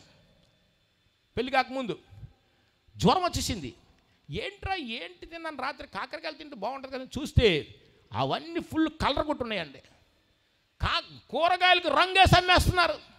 ఒరిజినల్ ఆకుపచ్చ కాదు. మీరు నిజంగా చాలా దీవించబడ్డారండి కోలవెన్నోళ్ళు. చక్కటి భోజనాలు, మీకు చక్కటి, నేను విన్నానంటే కంద ఇక్కడే పండుతుందంట, మీకు మంచి గాలి ఉంది, మాకు ఢిల్లీలో గాలి లేదు అని సంతోషంగా ఊపిరి పీల్చుకున్న రోజులు చాలా రోజులు అయిపోయింది. అని పీల్చామనుకోండి 50 సిగరెట్లు పొగ వెళ్ళిపోద్ది లోపలికి. ఢిల్లీ అతి పొల్యూషను. డబ్బు ఉంది ఢిల్లీలో, నో డౌట్, కానీ గాలి లేదు. గాలి లేకపోతే మనిషి ఏం చేసుకుంటాడండి? గాలి ఉండాలి కదా మనిషికి. నీళ్ళు ఉంటారు కదా మనిషికి. మీకు నిజంగా మీరు చాలా దీవించబడిన బిడ్డలు, మీకు మంచి గాలిని ఇచ్చాడు దేవుడు, మీ లంగ్స్ బాగా పనిచేస్తాయి. హల్లెలూయా. సాయంత్రం ఏదో కొంచెం కమ్ముసి పెట్టి తినేసరికి ఇంతవరకు అరగలే నాకు. అది ఎందుకంటే మరి మన బాడీ డెలికేట్ బాడీ, ఆ గాలి అటువంటి గాలి కదా. దేవుడు నిజంగా మిమ్మల్ని ప్రత్యేకంగా దీవించాడు. నా ప్రియులారా, ఈ ఆఖరి రోజులంతా మోసమే. అంతిమ దిన ఆఖరి రోజుల్లో కదా ప్రాణాలు కూడా అమ్మేస్తారట. ఈ బ్రెయిన్ కూడా కదా బ్రతికించాలని చూస్తూ ఉన్నారు. దేవుని చిత్తమై ఇంకొకసారి ఏదో 2-3 సంవత్సరాల తర్వాత వస్తే ఓన్లీ ప్రకటన గ్రంథం కోసం మాట్లాడతాను. హల్లెలూయా. నా ప్రియ అమ్మ వద్దమ్మా, అమ్మా హల్లెలూయా. ఆఖరి రోజులంతా భయంకరమైన రోజులు నా ప్రియులారా. అందుకే నీవు సిద్ధంగా ఉండాలి. భూకంపం వస్తే అర్థం తెలుసా, నా తండ్రి వచ్చేస్తున్నాడు అర్థం. హల్లెలూయా. అది నీకు నా గ్రీన్ సిగ్నల్.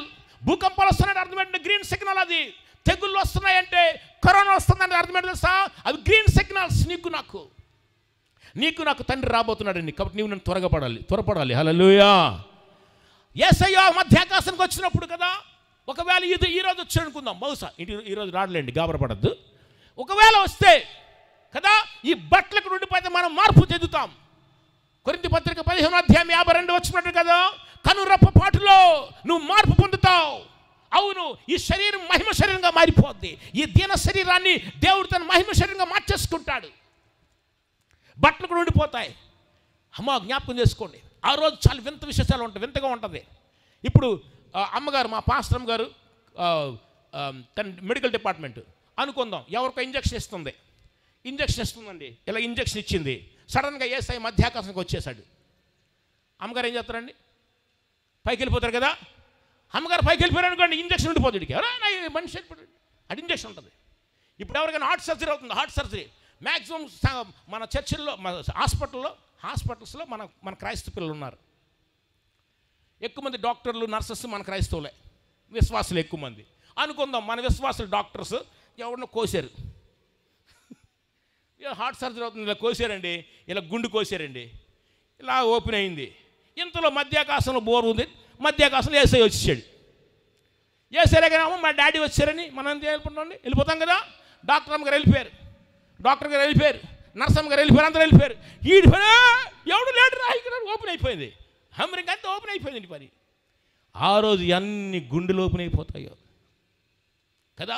బస్సులో డ్రైవర్ వెళ్తున్నాడు అనుకుందాం, బస్సులో డ్రైవర్ విశ్వాసే, సడన్గా యేసుప్రభువు వచ్చారు, డ్రైవర్ పైకి వెళ్ళిపోతాడు. బస్సు ఏమవుతుందండి, ఎక్కడెక్కడ గుద్దది కదా, ఎమర్జెన్సీ వాడికి వెళ్ళిపోద్ది.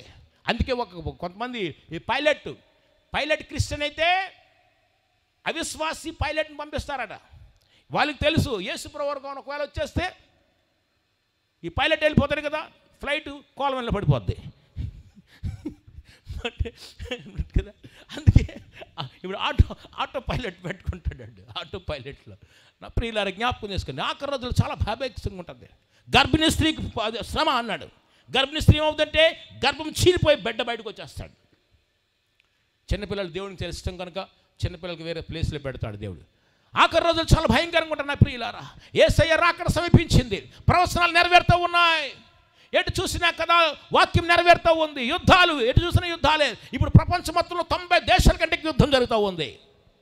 ఎటు చూసినా యుద్ధాలు జరుగుతున్నాయి, భూకంపాలు ఉన్నాయి కదా, కరువులు, ఎటు చూపిన కరువులు, రోగాలు, అనేకమైన రోగాలు. ఈ ఆఖరి రోజులు అన్నిటికంటే భయంకరమైన ప్రేమ చల్లారిపోతుంది. మత్తయి సువార్త 24:12 ఏమిటంట, అక్రమం విస్తరించడం వలన ప్రేమ చల్లారిపోతుంది. భయంకరం కదా. సొంత భార్య మీద భర్తకు ప్రేమ లేదండి. గతసారి కూడా చెప్పినట్టున్నాను మీకు. ఆ కరోనా వచ్చినప్పుడు భర్తను రూములు పెట్టేసి అన్నమేమో ప్లేట్లు వేసి జైలు వేస్తారు కదా, అది తలుపు కింద లేస్తుంది. అది కుక్క వేసాడు. ఇంకొక ఆవిడైతే చచ్చిపోయాడు పాపం, భర్త చచ్చిపోయాడండి. భర్తను తీసుకొచ్చి బయట పెడితే తీసుకెళ్ళిపోయాడు. ఆమె పాపం బయట కూడా రాలే. ఈ కరోనా టైం అయిపోయిందంటే కొంతమంది హిందువులు ముస్లిం మారిపోయారు. కాల్చివాడిని పాతివాడిని కాల్చేశారు. చూడటం లేదు ఇంక బాడీ అది లోపల ఎవరున్నారో కూడా ఓపెన్ కావట్లే. నేనే మనసు మీద ఉన్నా, నాకే అనారోగ్యం ఉంటే ఒక పాస్టర్ గారు ఫోన్ చేశారు నాకు గోవా నుండి. అయ్యగారు ఇది ఏమైనా ర్యాప్చరా అన్నాడు. ఇది ర్యాప్చర్ కాదు, చచ్చిపోతున్నారు అందరూ. ఇదేమైనా ర్యాప్చర్ అయ్యా, ఎత్తబడిపోతున్నారా అన్నాను. నన్ను ఒరే ఎత్తబడిపోతే నీకు ఈ ఆశీర్వాదం రా అన్నాను. ఎందుకు సార్ అంటే, ఇప్పుడే నువ్వు కొత్తగా ఇల్లు కొనుక్కున్నావు, ఈఎంఐ కట్టుకోవాలి. ఇప్పుడు నువ్వు ర్యాప్చర్ వచ్చిందనుకో, నీకు ఈఎంఐ టెన్షన్ లేదురా, నువ్వు ఫ్రీగా వెళ్ళిపోతావురా కదా. నా ప్రియులారా, ఆకాశంను భూమిని సృష్టించిన దేవుడు నీకు నాకు తండ్రిరా. పరలోకం మంది, ప్రభు మనవాడు కదా. ఎప్పుడు హ్యాపీగా ఆనందంగా ఉండాలి. హల్లెలూయా. నువ్వు నేను నిబంధన జనులు, ఎవరితో దేవుడు నిబంధన కట్టాడు వారిని దేవుడు విడిపిస్తాడు, నడిపిస్తాడు, వాళ్ళు నేర్పిస్తాడు. హల్లెలూయా. ఎన్నడూ విడిచిపెట్టాడు రా. నీకు కావాల్సినవన్నీ అనుగ్రహిస్తాడు ఆయన. అబ్రహాముని దీవించిన దేవుడు నిన్ను దీవిస్తాడు. ఇశ్రాయేలుని దీవించిన దేవుడు నిన్ను కూడా దీవించిన సిద్ధంగా ఉన్నాడు. అందుకే బైబిల్ చెప్తుంది కదా, ప్రతి ఆశీర్వాదము యేసుక్రీస్తులో హా ఔర్ ఆమేన్ అని ఉంటాయి.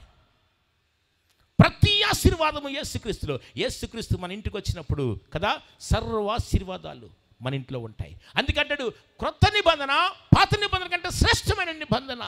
కాబట్టి నీవు నేను శ్రేష్టమైన నిబంధన ఉన్నాం. అది ఎబ్రీ పత్రిక 7వ అధ్యాయంలో రాస్తాడు మాట. టైం అయిపోయింది కనుక ముగించేస్తున్నాను. హల్లెలూయా. ఎప్పుడు ఆనందంగా సంతోషంగా ఉండాలి, దేనికి చింతపడకూడదు కదా. అయ్యో కష్టం వచ్చింది కదా, దుఃఖం వచ్చింది కానీ ఇబ్బంది పడకూడదు. హల్లెలూయా. కొంతమంది భయంగా ఉంటారు, భయపడకూడదు. పక్కలు చెప్పండమ్మా, భయపడవది ఆఖరి రోజుల్లో. పక్కలు చెప్పండమ్మా, భయపడవది, యేసయ్య నీకు తోడుగా ఉన్నాడు. చదవండి, చెప్పండి ఒక మాట. టైం ఎంతదమ్మా? హల్లెలూయా. గడి చెప్పండి హల్లెలూయా. ఇప్పుడు హల్లెలూయా. చాలామందికి భయం. లాస్ట్లో ఒక మాట చెప్పేసి ముగిస్తాను. భయం పడకూడదు. ఎన్ని సమస్యలు వచ్చినా భయపడకూడదు. ఎందుకంటే సైతాన్ గాడు భయపెట్టాలని చూస్తున్నాడు. ఒకసారి ఒక ఊరిలో ఒక ఆయన చచ్చిపోయాడు. మీకు తెలుసు కదా. ఒక ఊరిలో ఒక ఆయన చచ్చిపోతే ఆయనకి సమాధి పెట్టి కావాలట. ఏం కావాలండి? సమాధి పెట్టాను ఏమంటారు దాన్ని, కఫన్ బాక్స్. సమాధి పెట్టి కావాలని పట్టణం వెళ్ళాడు. పట్టణం వెళ్ళి సమాధి పెట్టి కొనుక్కొని వస్తుంటే, ఇప్పుడు పల్లెటూరుకి తీసుకురావాలి కదా, ఆ పెట్టిని ఎక్కించాలంటే ఏదైనా ఒక లారీ కావాలి, అంటే బండి కావాలి. ఎవరు ఆపటం లేదండి లారీని. అని పెట్టిని చూస్తే భయం వేస్తుంది కదా. అది ఖాళీ పెట్టే కానీ చూడగానే కొంచెం అమ్మో భయం ఉంటుంది. ఆపుతూ ఉంటే ఎవరు ఆపటంలే. ప్రార్థన చేసుకున్నాడు మనసులో, ప్రభువా ఎవరైనా ఒకరు ఆపితే బాగున్నాయా అంటే, ఒక ఆయనకు ధైర్యం చేసి లారీ ఆపాడంట. ఎక్కడికి వెళ్తున్నా బాబు అంటే, ఇది కోలవేను అనుకుందాం కానీ కోలవేను కాదులేండి. ఎక్కడికి వెళ్తే పలానా ఊరు వెళ్తున్నాను, ఎక్కించావు అన్నాడంట. సార్ ఇది ఖాళీ పెట్టే సార్, మా ఊరిలో చనిపోయారండి ఒక ఆయన, ఆయనకి పాతి పెట్టడానికి మాకు ఈ బాక్స్ కావాలని వచ్చామండి. ఆ ఫోన్లో వెనక్కి ఎక్కలే అన్నాడంట. వెనక్కి ఎక్కాడండి పెట్టేసి. ఎలా వెళ్తుంటే కొంచెం చినుకులు పడుతుంది, వర్షం పడుతుందంట. ఇది చూసి వర్షం పడుతుంది, ఏం చేద్దాం, ఒక పని చేద్దాం, పెట్టులో పడుకుని పోదాం. పెట్టులో పడుకుని పోతుంది. ఆ పెట్టులో పడుకుని పోయి కొంచెం కప్పు ఎలా పెట్టుకొని పాపం అలా పడుకున్నాడు అనమాట. వర్షం పడుతుంది, చిన్న వర్షం, చిన్న చినుకులు పడుతున్నాయి. ఇంకా అలా బండి ముందుకు వెళ్తుంటే ఇంకా మధ్యలో ఒక 4-5 ఎక్కారు ప్యాసింజర్లు. ఈ పెట్టి చూసి అమ్మమ్మయ్య అంటే అది ఖాళీ అయినా ఏదైనా పెట్టి చూస్తే భయపడతారండి జనాలు. అది ఉంటుంది, అది సైకాలజీగా. అమ్మ మనకి ఎందుకని కొంచెం దూరంగా ఉన్నారన్నమాట. దూరంగా ఉంటే ఆ పెట్టిలో పడుకున్నవాడు ఏమనుకున్నాడంటే, వర్షం తగ్గిందో లేదో చూద్దాం అన్నాడు. వర్షం తగ్గిందో లేదో ఒకసారి చూద్దాం అని ఇలా కప్పులా తీసాడండి. అమ్మో శవం లేచిందిరా, శవం లేచిందిరాని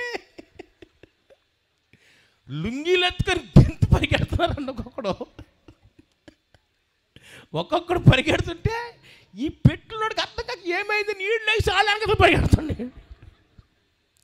వీళ్ళు లేచి వాళ్ళ వెనక పరిగెడుతుంది. అమ్మో శవం వెనక పడ్డదిరా శవం అంటే ఆ భయం ఉంటుంది కదా. ఆ మరణ భయం అనేది మనిషికి పట్టేసిందండి. అందుకే హెబ్రీ పత్రిక 2వ అధ్యాయం 14-15 వచనాల్లో, 2వ అధ్యాయమేనా 14-15 వచనాలు కదా, జీవితకాలం అంతయు మరణ భయం చేత దాస్యముకు లోబడిన వారిని విడిపించుటకు ఆయన కూడా సశరీరుగా ప్రత్యక్షమయ్యాను. హల్లెలూయా. యేసు ప్రభు ఎందుకు వచ్చాడంటే ఈ మరణ భయము నుండి విడిపించాలి. ఈరోజు అందరికీ భయం ఈ ఆఖరి రోజుల్లో భయం ఎక్కువ ఉంటుంది. ఎటు చూసినా భయమే. కానీ ప్రభువు నమ్ముకున్న వ్యక్తికి ధైర్యం ఉంటుందండి. హల్లెలూయా. ఎందుకంటే మనం చచ్చిపోయిన హల్లెలూయా, బ్రతికినా అది బ్రతికిన హల్లెలూయా, చచ్చిపోయిన హల్లెలూయా మనకేంటి అంటే, పేతురు గారిని చంపేద్దాం అంటే, మరుసటి రోజు చంపేద్దాం అంటే, ఆ రోజు మొదటి రోజు రాత్రి పేతురు గారు ఏం చేస్తున్నారంటే హ్యాపీ పడుకున్నారంట. నాకేం పోయిందని సంఘం అత్యాశతో ప్రార్థిస్తూ ఉంది. అవును, నిజమైన క్రైస్తవునికి ధైర్యం ఉండదు. హల్లెలూయా. నీరో అనే ఒక వ్యక్తి ఆది కాలంలో నీరో ఆది క్రైస్తవుల్ని, మన పూర్వీకుల్ని బీభత్సంగా హింసించి చంపేశాడు. సింహాల ముందు భోజనంకి వేసేసేవాడు, అగ్ని పెట్టి కాల్చేసేవాడు, కర్రకు కట్టి నూనె రాసి చమురు రాసి అగ్గి పెట్టేసేవాడు. వాళ్ళు కాలుతూ కాలుతూ పాటలు పాడుకున్నారు, కాలుతూ కాలుతూ సువార్త చెప్పారు. వాళ్ళు నవ్వుతూ నవ్వుతూ యేసు ప్రభువు నమ్ముకోండి అని చెప్పారు. సింహం ముందు పడేస్తే నవ్వుతూ ఉన్నారు, పాటలు పాడుతూ ఉన్నారు, సువార్త చెప్తూ ఉన్నారు. నీరో చక్రవర్తికి అర్థం కావటంలే, ఇంత ధైర్యం వీళ్ళకి ఎక్కడి నుండి వచ్చింది? మరణం ముందున్న నవ్వుతున్నారే, ఇంత ధైర్యం ఎలాగొచ్చిందంటే గుండెలో యేసయ్య ఉన్నాడు. హల్లెలూయా. కానీ నా ప్రియులారా, ఆఖరి రోజుల్లో అందుకే ఆ నవ్వును చూసి నీరో కన్ఫ్యూజ్ అయిపోయేవాడు. కీర్తన గ్రంథం 2వ అధ్యాయం 4వ వచనం అంటాడు కదా, ఆకాశముందున్న వాడు నవ్వుచున్నాడు అని ఉంది. నీవు నేను అసంభవాలు చూసి నవ్వే రోజు రావాలి. నిజమైన క్రైస్తవం ఏంటో తెలుసా? నీ కంటిలో కష్టం, నీ ఇంటిలో కష్టం ఉన్నప్పుడు, నీ ఎదుట మరణం ఉన్నప్పుడు నువ్వు నవ్వుతూ ఉంటావే, అదేరా నిజమైన క్రైస్తవ జీవితం. హల్లెలూయా. అందుకే అసాధ్యాన్ని చూసి నవ్వాలి, అప్పులు బాధలా దాన్ని చూసి నవ్వాలి నువ్వు, అపోజిషనా దాన్ని చూసి నవ్వాలి నువ్వు. ఎందుకో తెలుసా? దేవుడు నీతో ఉన్నాడు, నువ్వు నిబంధన జనులు, నీ కొరకే దేవుడు రాబోతున్నాడు. బైబిల్ చెప్తుంది, నేను దొంగ వల్ల వస్తానన్నాడు. దొంగ దేనికి వస్తాడండి? దొంగ దేనికి వస్తాడంట? దొంగతనం చేస్తాడంట. దేన్ని? సైజు తక్కువ ఉండి విలువ ఎక్కువ ఉండాలి. సైజు తక్కువ ఉండి ఏది పడితే ఎత్తుకెళ్ళిపోతాడా? ఎత్తుకెళ్ళాడు కదా. కొంచెం సైజు తక్కువ ఉండి కొంతమంది దొంగలు ఈ మధ్యన వచ్చి ఇంట్లో చికెన్ తినేసి వెళ్ళిపోతున్నారండి. ఆ దొంగలు కాదు కదా, విలువైన వెతుకెళ్ళిపోతారు. నేను దొంగలా వస్తానండి. దేవుడు యేసై దొంగ కాదు, యేసై దినము దొంగ వల్ల వస్తుంది. యేసై దినము దొంగలా వస్తుంది. విలువైనటువంటి వ్యక్తి నీవు, నేను చాలా విలువ. అందుకే నిన్ను నన్ను యేసై తీసుకువెళ్ళిపోవడానికి రాబోతున్నాడు. హల్లెలూయా. నువ్వు ఎవరి దృష్టిలో నీకు విలువ ఉన్నా లేకపోయినా యేసై దృష్టిలో నీకు చాలా విలువ ఉంది. ఎవరి గుండెలో నీకు స్థానం ఉన్నా లేకున్నా యేసై గుండెలో నీకు స్థానం ఉంది. అందరూ తమ ప్రాణాలను ప్రేమిస్తే యేసై తన ప్రాణం కంటే ఎక్కువగా నిన్ను నన్ను ప్రేమించాడు. హల్లెలూయా. అందుకే ప్రభు ప్రభువా, నేను నీ కొరకు సిద్ధపడాలి నాయన, నేను నీ కొరకు సిద్ధపడి ఉంటాను ప్రభువా, నీ రాకడలో నేను ఎత్తబడతాను ప్రభువా. అయ్యా, నేను నిబంధన వ్యక్తిని ప్రభువా, నీకు వందనాలు ప్రభువా. నిబంధనలు ఏమో తెలుసా? నువ్వు జారిపోయినా జారిపోడు. నిబంధనలు ఏముందంటే, నువ్వు నా ప్రజవి, నేను నీ దేవుడును, నువ్వు నా బిడ్డవు, నేను నీ తండ్రిని, ఇద్దరం కలిసి ఉందాం. మరణము కూడా మనల్ని వేరు చేయలేదని. అవును, మరణం కూడా వేరు చేయదు. నా ప్రియులారా, యేసయ్య నీతో నిబంధన కట్టాడు. నువ్వు నిబంధన వ్యక్తివి, నీకు కావలసిన ప్రతిదీ అనుగ్రహిస్తాడు. ఇశ్రాయేలు ప్రజలు బానిసత్వంలో ఉంటే వారిని విడిపించాడు. నువ్వు ఎక్కడైనా ఇరుక్కొని ఉంటే, ఎక్కడైనా కట్టబడి ఉంటే దేవుడు నిన్ను కూడా విడిపించి నీ కుటుంబాన్ని గొప్ప నెమ్మది సమాధానం ఇవ్వడానికి సిద్ధంగా ఉన్నాడు. నీ కొరకే యేసయ్య త్వరగా రాబోతున్నాడు. కాబట్టి నీవు నేను సిద్ధపడాలి. నిలబడిన ప్రార్థన చేద్దాం. హల్లెలూయా. నిలబడిన ప్రార్థన చేద్దాం. ప్రభువుని అడుగుదాం, ప్రభువా నీ రాకడ కొరకు మేము సిద్ధపడాలి. ప్రభువా యేసయ్యా, ఉన్నంత వరకు సాక్షిగా బ్రతకాలి. ప్రభువా నీకు వందనాలయ్యా, నాతో నిబంధన కట్టారు ప్రభువా. హల్లెలూయా. నిలబడిన ప్రార్థన చేద్దాం. నిలబడిన ప్రార్థన చేద్దాం. హల్లెలూయా. మీ అందరి కోసం ఈ రాత్రి ప్రార్థన చేస్తాం. హల్లెలూయా. మీరు నిబంధన జనులు కనుక దేవుడు తన ఆత్మతో మిమ్మల్ని అభిషేకిస్తాడు. హల్లెలూయా. తన ఆత్మతో అభిషేకించి రాకడలో ఎత్తబడే కృపను అనుగ్రహిస్తాడు. మహిమ మేఘములకు ఎత్తడానికి కదా దేవుడు తన కృపను నీకు అనుగ్రహిస్తాడు. హల్లెలూయా. ప్రభువు చెప్తా, ప్రభువా నీకు వందనాలు రాజా, నన్ను నిబంధన వ్యక్తిగా చేసుకున్నా, నన్ను నిబంధన వ్యక్తిగా చేసుకున్నా. అందరు కళ్ళు మూసుకుని అటు ఇటు చూడొద్దు ఎవరు, దయచేసి అటు ఇటు చూడొద్దు. హల్లెలూయా. ఎంతవరకు మీరు కూర్చున్నారు? అటు ఇటు చూడొద్దు ఎవరు. రెండు చేతులు పైకెత్తి ప్రభు చెప్దాం, ప్రభువా ప్రభువా నేను నిబంధన వ్యక్తిని ప్రభువా, నాతో నిబంధన కట్టారు, మీకు వందనాలు స్తోత్రాలు ప్రభువా. రజా మీకు వందనాలు నైనా. ఎవరు విడిచినా నువ్వు విడిచిపెట్టవయ్యా, నువ్వు మరలా మా కొరకు రాబోతున్నావయ్యా, నీకు వందనాలు స్తోత్రాలు ప్రభువా. నీకు వందనాలయ్యా, మరలా నా కొరకే నువ్వు రాబోతున్నావయ్యా, నీకు వందనాలయ్యా. నీకు వందనాలు. నీ సంతోషం మాకు దయచేయండి, నీ సమాధానం నాకు దయచేయండి. అబ్రహాంతో నిబంధన కట్టావు, వందనాలు. ఇశ్రాయేలు ప్రజలతో నిబంధన కట్టావు, నీకు వందనాలు. అయ్యా నీ రక్తంతో నాతో నిబంధన కట్టావు, మాతో నిబంధన కట్టావు, నీకు వందనాలు ప్రభువా. నేను నిబంధన వ్యక్తిని ప్రభువా. మా సంఘం నిబంధన సంఘం అయ్యా. రజా నీ కాపుదలు మాకు కావాలయ్యా. నీ నడిపింపు మాకు కావాలి ప్రభువా. నీ సంరక్షణ మాకు కావాలయ్యా. నీ స్వాస్థ్యం మాకు కావాలయ్యా. నిబంధనలు ఉన్న వ్యక్తికి సంరక్షణ ఉంది.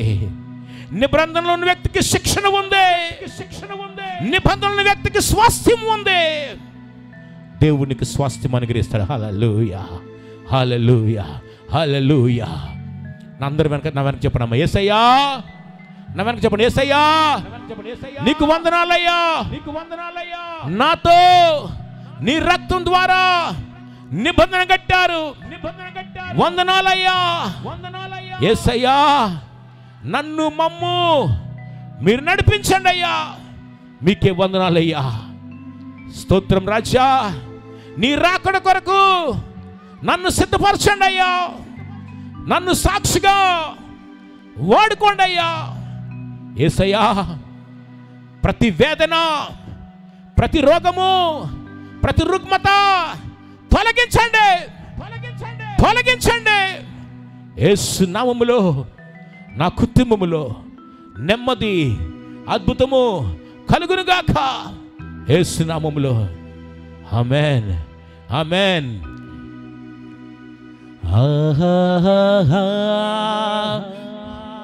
హల్లెలూయా,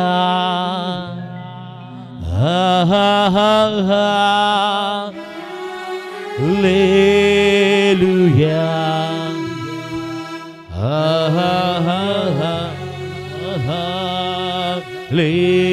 హల్లెలూయా,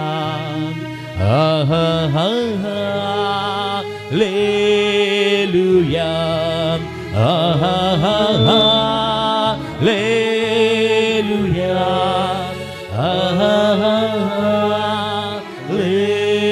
హల్లెలూయా,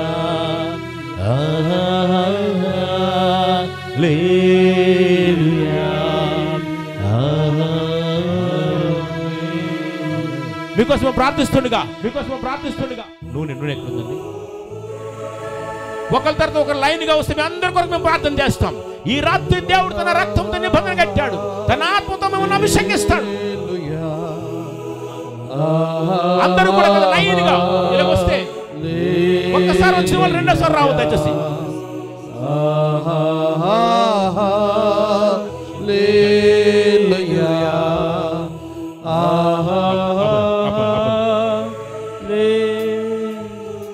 ఈ రాత్రి రెండు ప్రార్థన చేయబోతున్నాం.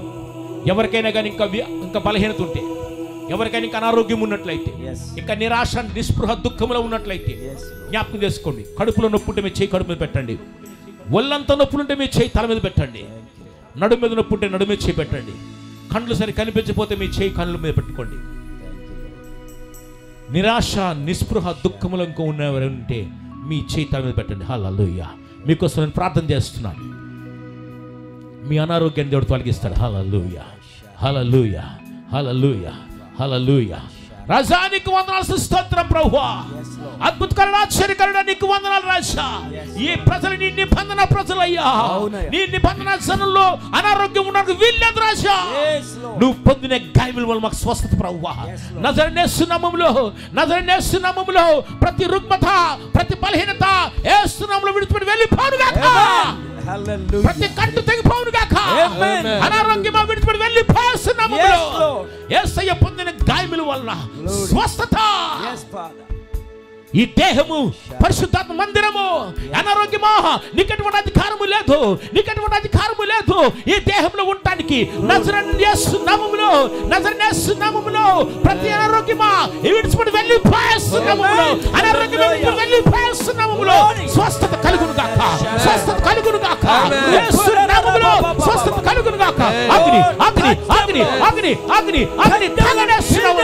ప్రతి బంధకం తెగిపోవుగాక యేసు నామములో. ప్రతి బంధకం తెగిపోవుగాక యేసు నామములో. ప్రతి బంధకం తెగిపోవుగాక యేసు నామములో. నజరేయుని యేసు నామములో ప్రతి బంధకం తెగిపోవుగాక. ప్రతి బంధకం తెగిపోనుగా యేసు నామములో. నజరేయుని యేసు నామములో స్వస్థత కలుగును గాక. నజరేయుని యేసు క్రీస్తు నామములో స్వస్థత కలుగును గాక. ప్రతి కట్టు ప్రతి కాడి విరిగిపోనుగా యేసు నామములో. ప్రతి దురాత్మ యేసు నామములో విడిచిపెట్టి వెళ్ళిపో. నజరేయుని యేసు నామములో. యేసయ్యా తాములను తేలును తొక్కే శక్తినిచ్చావు, నీకు వందనాలు ప్రభువా. నజరేయుని యేసు నామములో త్రొక్కి పడుతున్నాను రాజా. యేసు నామములో నలగొడుతున్నానయ్యా. యేసు నామములో అంధకార శక్తులను బంధిస్తున్న యేసు నామములో ప్రభువా. అగ్ని అగ్ని అగ్ని అగ్ని అగ్ని అగ్ని అగ్ని యేసు నామములో స్వస్థ కలుగును గాక. యేసు నామములో స్వస్థ కలుగును గాక. ప్రతి కాడి ప్రతి కట్టు తెగిపోను గాక. యేసు రక్తం చిలకరిస్తున్నాను ప్రభువా. యేసు నామములో స్వస్థత. నజరేయుని యేసు నామములో స్వస్థ కలుగును గాక. ఆమేన్.